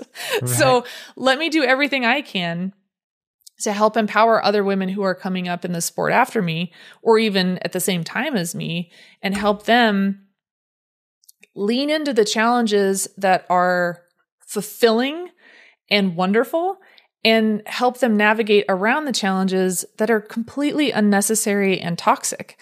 And so I was able to go to Europe and get that perspective and be around women who understood that and who really supported me and wanted to help me progress as an athlete. And that was through the national team. And that was while I was on the team with WebCore. And at the same time as all of that, I was still in grad school. So I still had this feeling of like, oh man, if I didn't have to train so much on the bike, I'd be doing better on exams. And if I didn't have to study for exams, I'd be so much better on the bike. And so by the time I think early on, it was still sort of like, this is this fun thing that I'm doing. And it's really cool. And I'm so grateful for this opportunity, but I still didn't have like a career path in mind. Sure. And I think some part of me still thought that maybe I would pursue an academic career. And I was kind of like, yeah, I'm not at a point where I have to make a decision. But then I think as that season wore on, I really felt like I felt frustrated that I couldn't just give 100% to cycling and see what happened. So by the time I graduated, I kind of made a deal with myself that, okay, I want to go 100% in on cycling and just see what happens, because this is not an opportunity I'm going to get when I'm 40, 50, 60. If I want to come back to academics, I can probably do that. But this is a really limited window of opportunity here. So I decided once I graduated that I would focus 100% on cycling. And so by that time, I had done a few projects with the national team. I'd seen that there was a far deeper end than what I was experiencing in the US. And by that time, David and I had gotten very serious, and he was graduating with his PhD at the same time that I was graduating with my master's. And he understood, he loved bike racing, and he was so excited for the direction my career was going on the bike. And he understood my passion and my desire to really go all in on this and see what I could do. And thankfully, he loved the idea of being in Europe. So we kind of sat down together and said, okay, well, let's try to move to Europe, when we graduate. So he looked into postdoc positions in Europe, and we kind of picked based on the postdoc positions that were available to him. And I was like, that doesn't look like a place I could train. I could probably train there. Yeah. The Venn diagram, trying to find the most overlap there between postdoctorate opportunities and good roads. Exactly. Yeah. Which was hilarious because we were literally we literally had like the atlas out, right? Like super old school, not even looking on Google Earth, but we had the atlas out. And I'm like, there's a lot of green in Austria. That looks pretty good. Yeah. Yeah, that was a good call because that's where you ended up, right? Right. So he ended up with a postdoc. Yeah, he ended up with a postdoc at the Graz Institute of Technology. And Graz is it's the second largest city in Austria. It's in the southeast of the country, in wine country. So we moved there. And I actually didn't have a contract with a European team at that time. When we moved, I was still on contract with Tibco. So it was very complicated. It was like the end of one season, I was finishing a national team project at the Giro Toscana. And I remember I got on a train from Italy and took the train north into Graz. And it was literally the first time I had ever crossed into the country of Austria. Didn't speak a single word of German. It was like coming straight from a bike race. And it was like, okay, I'm going to live here. Let's do this. Amazing. Yeah. And so then we moved there, got set up kind of over the off season. And then the next season, I ended up racing with Tibco, which was still a domestic pro team. So what I ended up doing the following season was I would fly back to the States and do a block of domestic racing. And then I would fly back to Europe and race with the national team. And it was when I was racing with the national team that I really tried to introduce myself to European directors. And I was really kind of working toward getting a contract for the following season. And I ended up signing with a team called Quota Speed Queens that was an Austrian-based UCI team. And it turned out that the director lived in Graz, which was really amazing, really great. Yeah. So, and the team was spread all over the country, but it was very fortuitous. And it was a smaller, more supportive program. So again, kind of being in a really good, healthy situation from a mental health perspective. Sure. Yeah.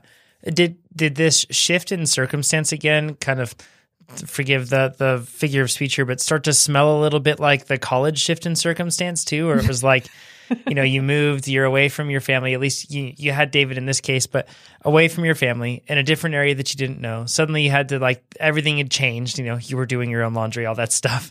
In this case, you're going to Europe, you don't speak the language. It's entirely different. Was that a challenge for you when you moved over? And how did you deal with the cultural adapting?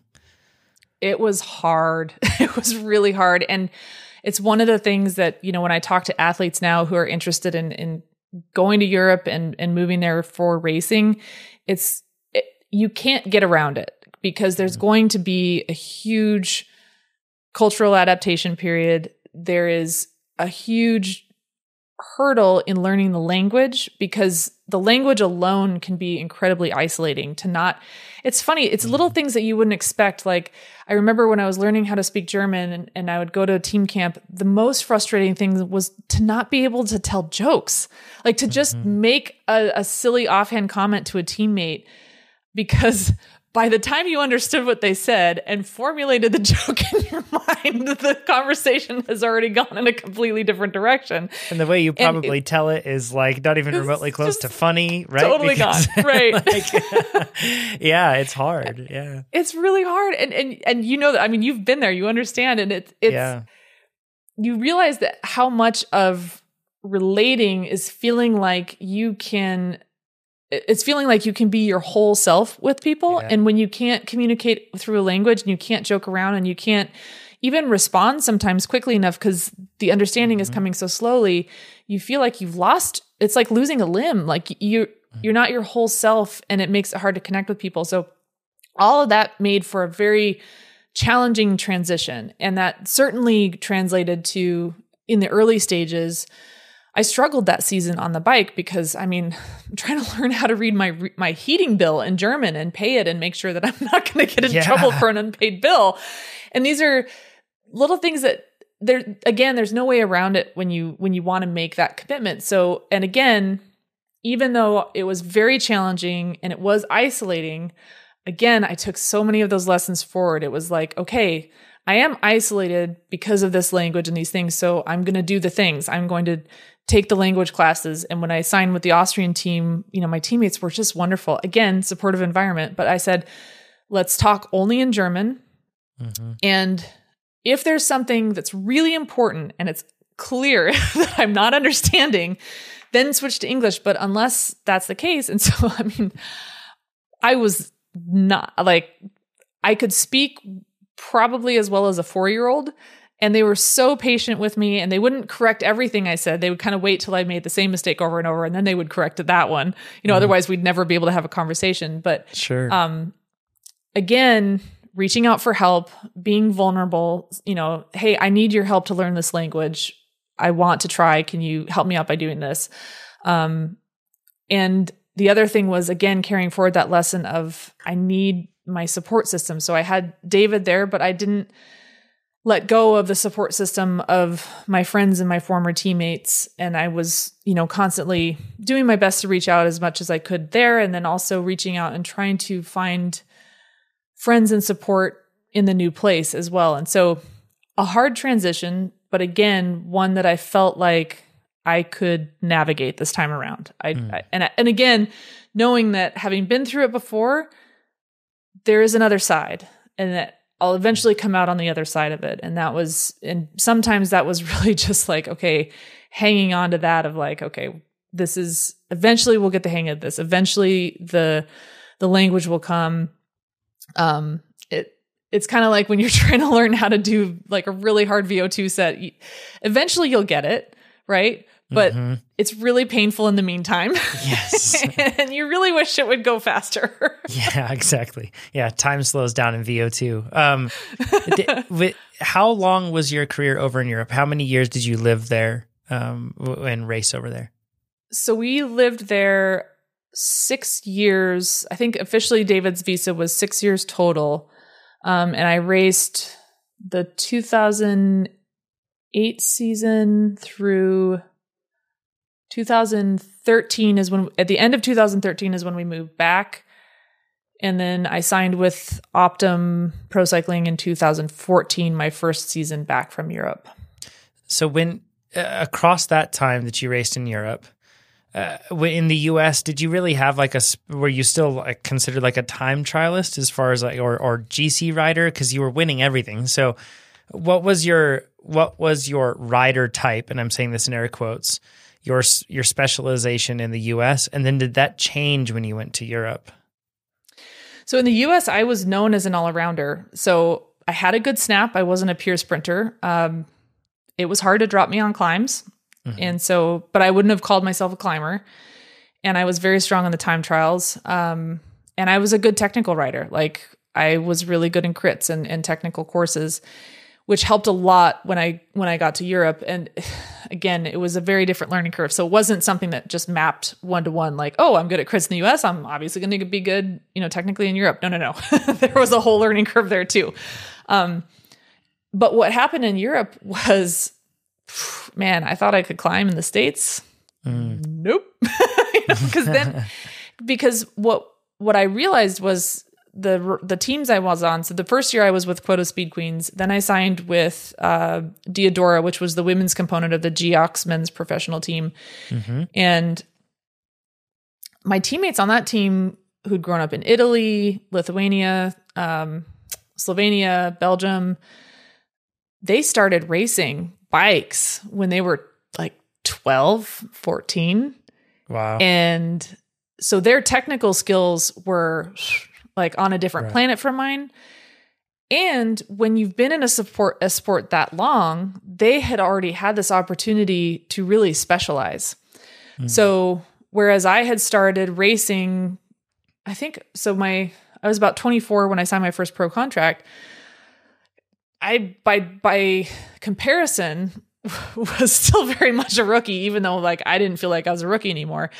But they, so when I was going up against climbers in the European field, these were climbers who had really been specializing in climbing since they were 19 and now they're like 25, and heck, I was only in the sport for a few years at that point. So it really, again, it was like, oh, this is the deep end of climbing, or oh, this is the deep end of sprinting, or, so it was very, very humbling because here I was very much an all-arounder, feeling like I could contest a bunch sprint, in a domestic pro race. I could contest a climb in a domestic pro race.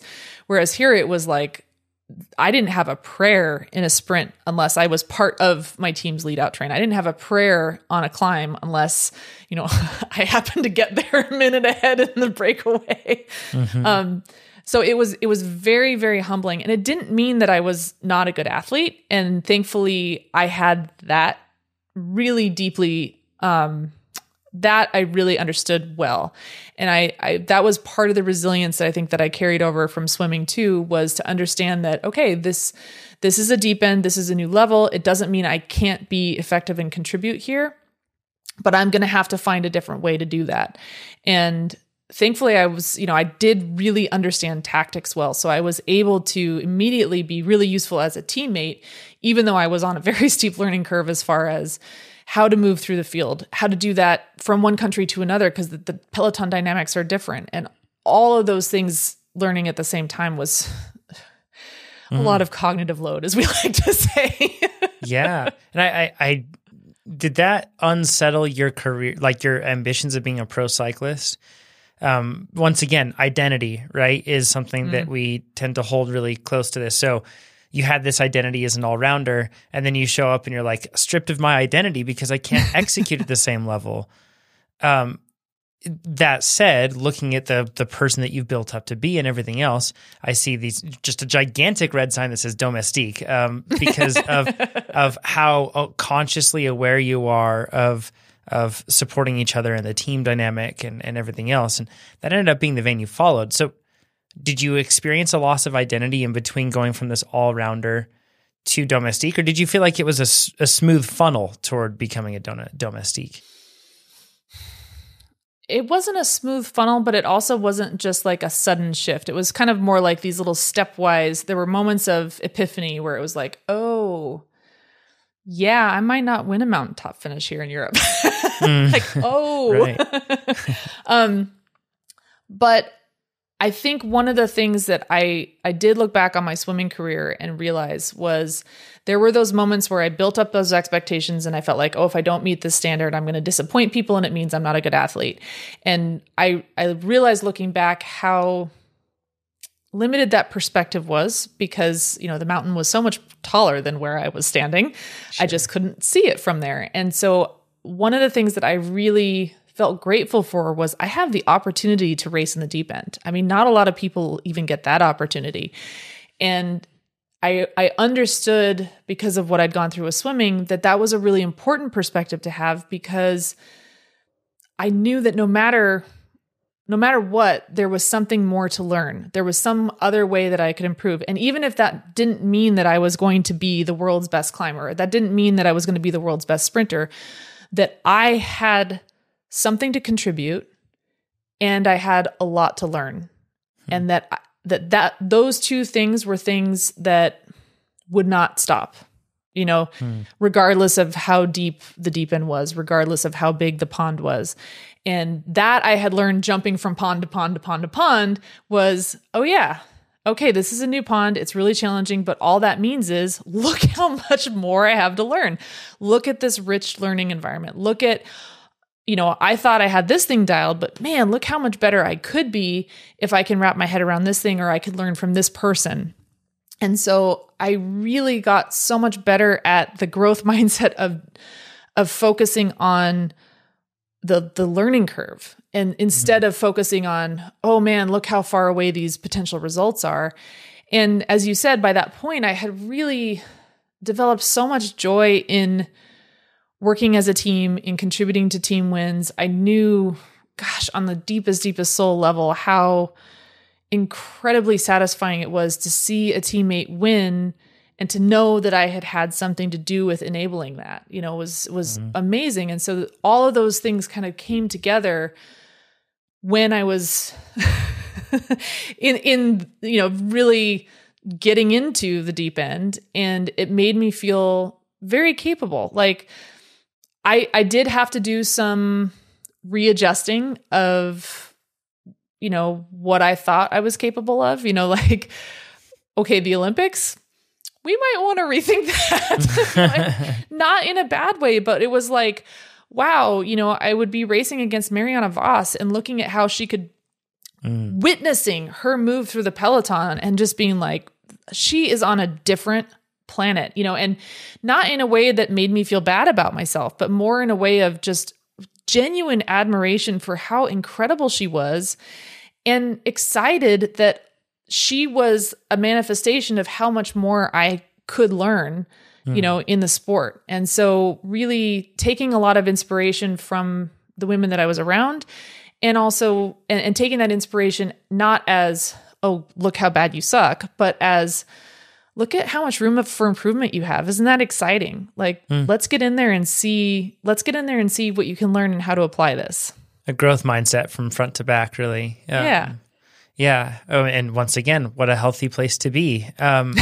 So a lot of people, I feel like, define rider types by their body types. Yes. So they'll say that like a domestique looks a certain way and a sprinter looks a certain way and a climber looks a certain way.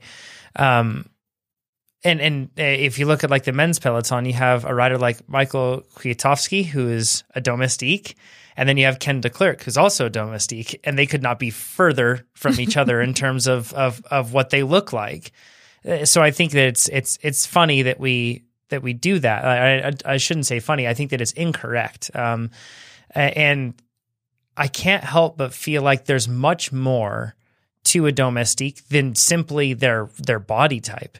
What did you learn throughout your career that made you a better domestique? Well, I learned a lot about body type stuff too. So, and that was related to being a domestique, but a lot about being a domestique. I'll get back to body type in just a second, but I think the biggest takeaway that has just, and this spills over into our work at TrainerRoad together too, is servant leadership. and understanding that even if you're not, like on a cycling team, as the example, I might not be the GC leader. I may not be the sprinter that we're working for that day. I might be the domestique, but that no matter what your role is, you have so many ways of contributing and leading. And there's, I think, a misunderstanding that if there is a leader, there must then everyone else be followers. And that's really not true, because everybody has a different way of contributing and leading, and you can lead from any position within a team. And that, and specifically in cycling, the servant leadership aspect is leading by making sure that your teammates have everything that they need to be successful. So on the bike, that might be literally getting bottles and giving them fuel to make sure that their efforts are fueled. It might be really leaning in and empathizing with somebody who's having a very bad day. And it might be off the bike and being the glue that is joking around at the table to help break the tension and keep everybody relaxed and not too nervous or anxious about, a race. And so there are all of these different ways that you can contribute it. And that was one of the things that I really loved as a domestique and being part of a team, was getting to know my teammates and figuring out how my presence within the team could elevate each person as an individual, could empower each person as an individual, but also specifically in the ways that would elevate the team as a whole, right? And so sometimes that was recognizing, picking up that somebody's a little bit down at breakfast, talking with them, what's going on, seeing if I can, help make them feel more empowered and happier, or cheer them up, or whatever, reassure them when they're feeling that self-doubt. Like I said before, they might be having that day where they're really struggling to believe in themselves. And maybe I need to step in and be that person who believes in them that day. And if I can be the person that believes in them that day, then that's going to elevate the whole team, right? Because then, all of those little things add up, and they are so powerful. And we forget that even as individuals and like one person, you can have such a huge impact. You can have such a huge impact, and in ways that you might not even realize. And so that was one of the really big things I took away as a domestique. And the body image thing and the body type thing was really, that was something that it came up a couple times when I was racing domestically, but not nearly to the extent that it did when I got to Europe. And probably Europe, very different to swimming, right? Because swimming, so how tall are you, Amber?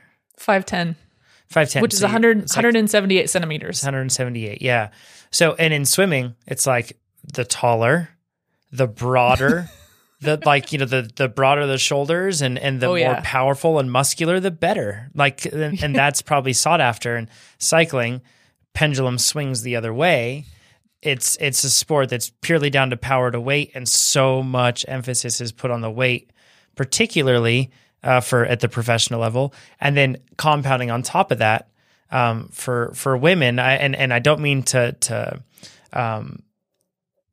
discredit the struggles that men go through as well, but I do believe that there are societal pressures that weigh heavier on women.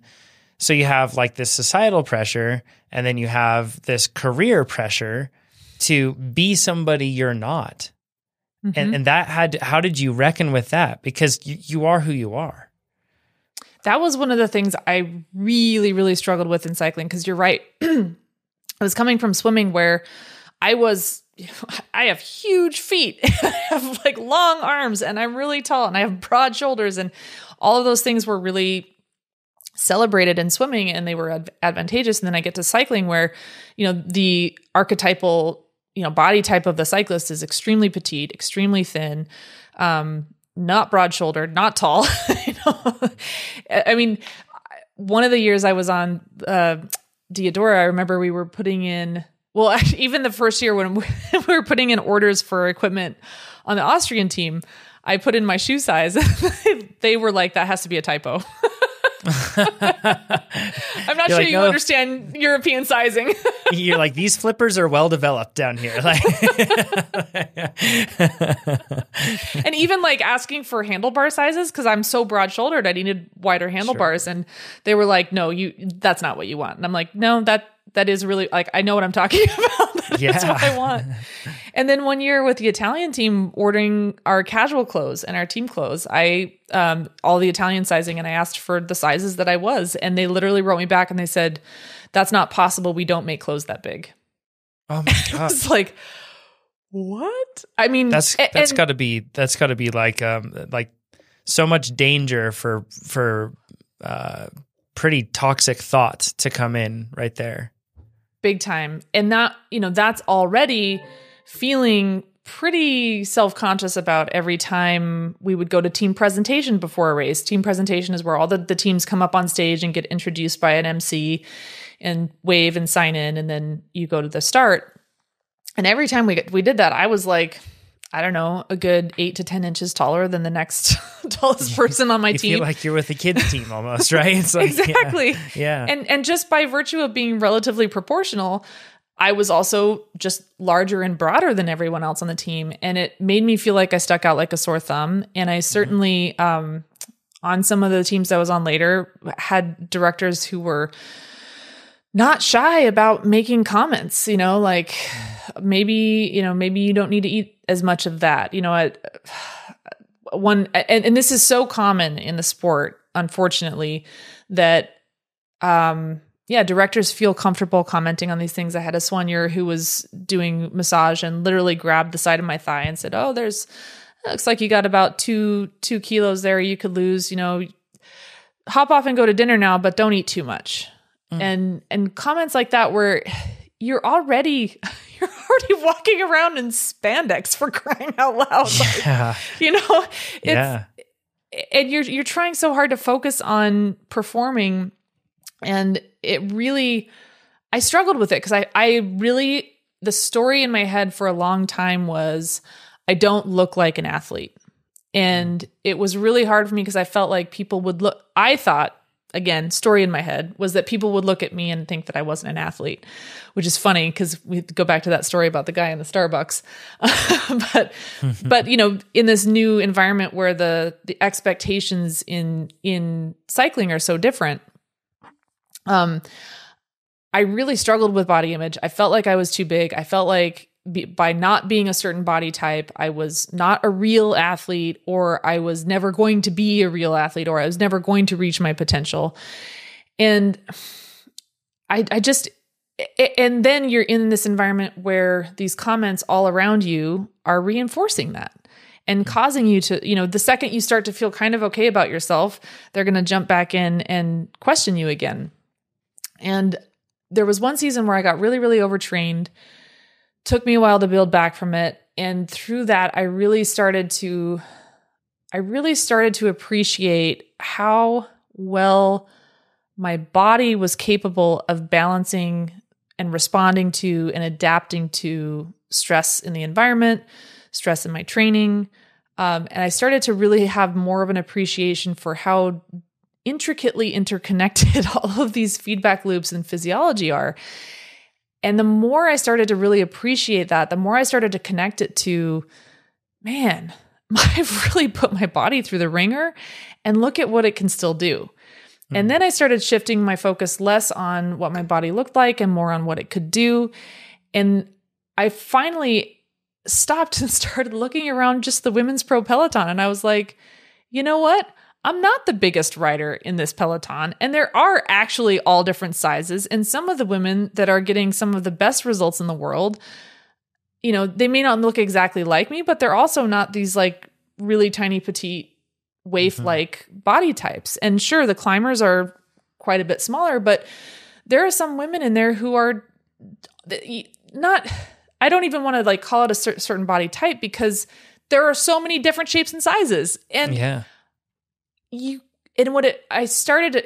was kind of like a veil being lifted from my eyes and starting to really notice that, oh my gosh, these women can climb and they can get results and they can, achieve at this really high level and not necessarily be this stereotypical body type. And then that connected with my newfound appreciation for how well my body is able to manage stress and adapt and, rise to the occasion and perform, that I realized I was like, oh,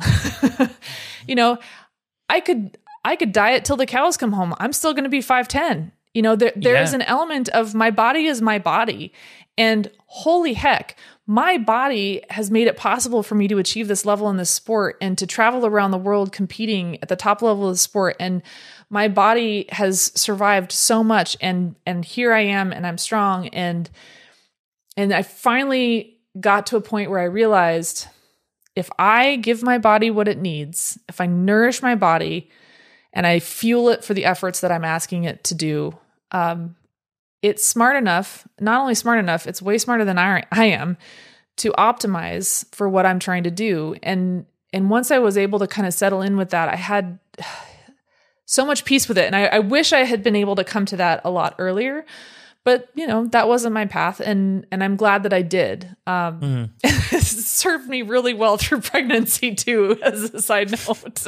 Yeah. Talk about like you go through the whole different evolution of that, right? Yes. Like, whoa, this body knows how to do stuff that wouldn't even begin to be able to help dictate. Yeah. How do you build a child? Right, Who knows, exactly. right? Like, whoa, okay. Yeah. And this kind of and this is so good to hear because all of us amateur cyclists, so we don't have the pressure of feeling like our body is what we're paid for. Because as a pro athlete, I know that sounds really bad, but as a pro athlete, it's very easy to get locked into thinking that not only your body's performance, but your body's image is what you're paid for. It's really tough. And I can't imagine how much harder it must be even for female athletes in particular. There's a lot of social pressure on that. But I just love this example of you recognizing the fact that look, my body, as your trademark saying goes, I'm not sure if it's actually trademarked, but our bodies are amazing and look what it can do. And if we give it what it needs to do and put it in the right circumstances, it can do these amazing things. And that is your career. You were a fantastically successful domestique. Whereas early on in your career, we see a lot of first places. We don't see as many later in your career. But I can't help but think that the most proud moments of your career are likely in those spots when it wasn't necessarily coinciding with a first place trophy. Oh, yeah. Is there a moment that stands out from your career, Amber, as the proudest one? Definitely not. But I feel like I have this collection of moments from my career that are either, really personally meaningful because they were pivotal for me. But there are also these moments where, teammates falling into my arms crying, or in despair and disappointment, but also in joy and victory. Really small moments where, I had an opportunity to be the person who believed in a teammate when she couldn't believe in herself, and to see the power that has. It's all of these little moments like that where, and really the common thread to all of them is the realization that I can have a meaningful impact for someone else, and that it's okay for me to receive that kind of support and belief from others. And that interconnectedness is so important and so powerful because, even when you're on the podium as an individual, you're not there alone. Even if you were in the race with no teammates, think about all of the people on your group rides, whether it's a coach or a friend or your spouse or whoever. I mean, we bring all of who we are to the table, to the bike, right? When we race, and everything that we do on the bike becomes a part of who we are. And so I have a really hard time picking out a top moment, but I will say very few of those moments in these little collections of mine are race victories. A lot of it is what happens off the bike. A lot of it is the really deep connections and friendships that evolved over the years. And I think it's mostly to do with connection and mostly to do with growth. Like those moments where you kind of have an aha moment and you realize, wow, I've really come a long way. Yeah. And this is probably a great example for amateurs listening to this too, to remember that your whole, like the reason you ride your bike and the reason that you train, the reason that you race, it's probably not just for the results. There's other reasons to it. And if we can explore those, we'll probably be even more present, grateful, and effective, and enjoy the process more. After your stint in Europe, you ended up, like you said, 6 years was the visa for David. And he came back to living in the States, but you raced with Optum.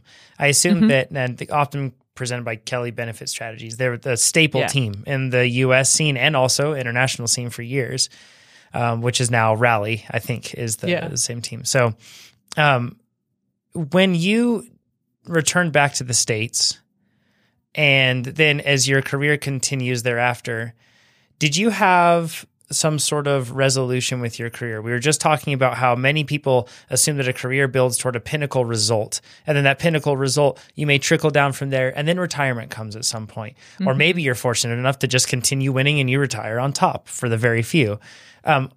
What was your exit strategy out of this sport, and how did coming to that reckoning happen?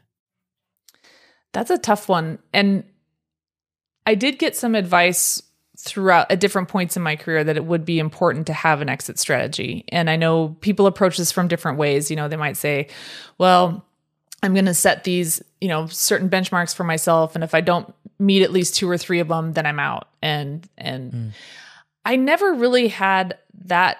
I never developed an exit strategy like that. I really, truly believed that I would know when I was ready to walk away. And I had friends who retired before I did, and it was so interesting to talk to them and hear their perspectives. And one of the things that they kept echoing was, there will always be another goalpost. So at some point, you just have to make the call, because you can keep setting new goals. And on the one hand, that's really encouraging, right? Because how cool that we can keep learning and improving. But on the other hand, it's kind of like, okay, well then where do you draw the line? And I really had this deep sense that I would know when it was right. And I was just going to trust myself. And toward the end of my career, I mean, I had started out with really high aspirations of, Olympics and world championships and things like that. And I found joy in other things. And I did, eventually have to say like, not so sure Olympics are that realistic. And that was, not, it was okay. Like by the time I was at that level and was understanding that, it was kind of like, no, I'm good. I love my role. I love what I do. I'm still improving. I can still hone this craft. And you see pretty quickly that it takes a big toll, and there is a lot that you give up. And we talk about sacrifice, and I don't like to lean on that too much, because that comes with so much cool stuff, right? Like who's going to complain about getting to travel the world and race your bike? Sure. It's amazing. But, there are opportunity costs. Like if I had jumped into a different career early on, my earning potential would be very different, right? Or like, right. And pro cyclists aren't paid if you hear about the salary of a Tour de France winner, the scale does not go down linearly through that field, right? It's very different.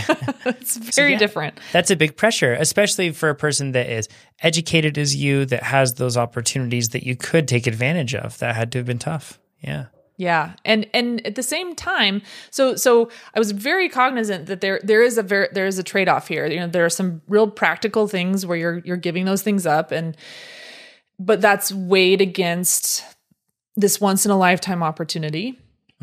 And so I really felt like, okay, here's all the things I'm giving up. Right now it still feels worth it. And at some point it's not going to feel worth it anymore. And for various reasons. And the way that plays out for everybody is different. For some people, it's the physical risk of injury starts to become really too much, or, hey, I really want to save up for a down payment on a house, and this is not going to happen unless I do something else. And so there's all these different reasons, but I felt like it was kind of like yearly I would do a check-in and like, is this still really what I want to be doing? Is it still worth it? And it was, for a long time it was. And coming back from Europe, I think I was ready for it. I felt like I had gotten a lot of really wonderful experience there. But I wasn't coming back to the States with like, okay, I want to meet this goal and then I'm going to retire, or I have to do these things or else I'm going to retire. I still felt like I had unfinished business with the sport, not in terms of results, but in terms of my own internal kind of character and growth. Like there were still a few things that I felt like I hadn't really wrapped my head around yet. And I just wanted the opportunity to race and be a part of a team and contribute and kind of work through some of those things. And I say that, and as I'm saying it, I'm kind of like, well, what were those things again? And I don't remember exactly, but I felt like, I don't even know that it was specific things. It was more like, I felt like there was unfinished growth in the sport and that this was still the path that I needed to walk to grow in that way. And I was right. I did get to a point where it was 2018, going into the 2018 season, I was like, you know what? I'm good. I'm really, really good. I was so at peace looking back on my career. And, I used to play piano long time ago. Not good. This is not a humble brag. But I remember in music and in art, hearing this term like body of work. And I remember just having this feeling around that time of like, this was a good body of work. This is a body of work that I'm proud of. I never doped. I never, I every single day of my career, I lived, I raced, I strived with integrity, and I feel so proud of having been able to contribute, having been able to learn and grow and do that with integrity. So many aspects of it where I just feel like, yeah, I wasn't the best in the world. I didn't go to the Olympics. I didn't, there were a lot of things that I kind of had hoped for myself that I didn't do. And there was a time in my career where that was really painful. But, by the time that year rolled around, I just felt like I'm ready. I'm ready to move on to something else. And I feel really, really good about this body of work. And I still feel that way now. Like, I feel like I gave myself the time that I needed on that path, and I take so much from it with me now. Yeah. And sometimes a purpose of a goal is just to get us to reach a little further. When we think that the purpose of the goal is to achieve that thing.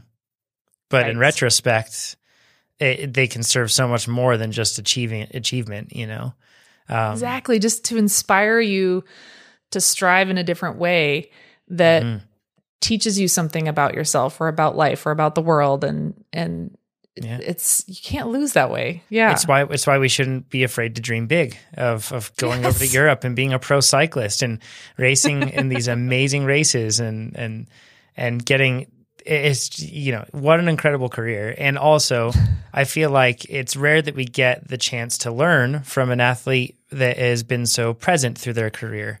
And I think that's why, and I know that your peak culmination in your life is far from the Ask a Cycling Coach podcast. Let's just be real here. But I will say that you are so incredible on the podcast, thanks to you maintaining presence and being present all throughout it, because you're helping thousands and thousands and thousands of people, because of that. So it's just super cool.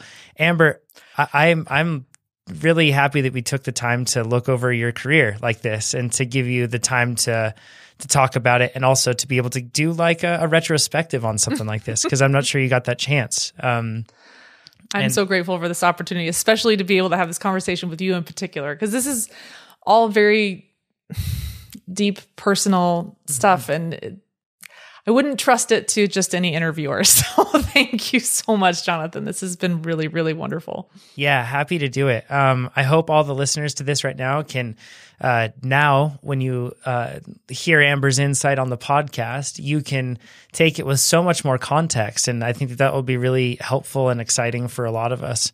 If you have questions for Amber, you can find her on Instagram. It's Amber Malika, Malika is the last part there. You can also find the link in the description below.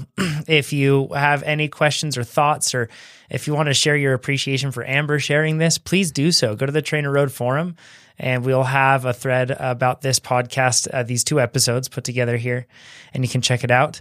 And Amber, just appreciate it. So enjoy maternity leave. You shouldn't even be doing this right now, but I appreciate you doing this. So enjoy maternity leave, and we're excited to see the next big achievement. It's going to be exciting. So thank you so much, Jonathan. Thank you.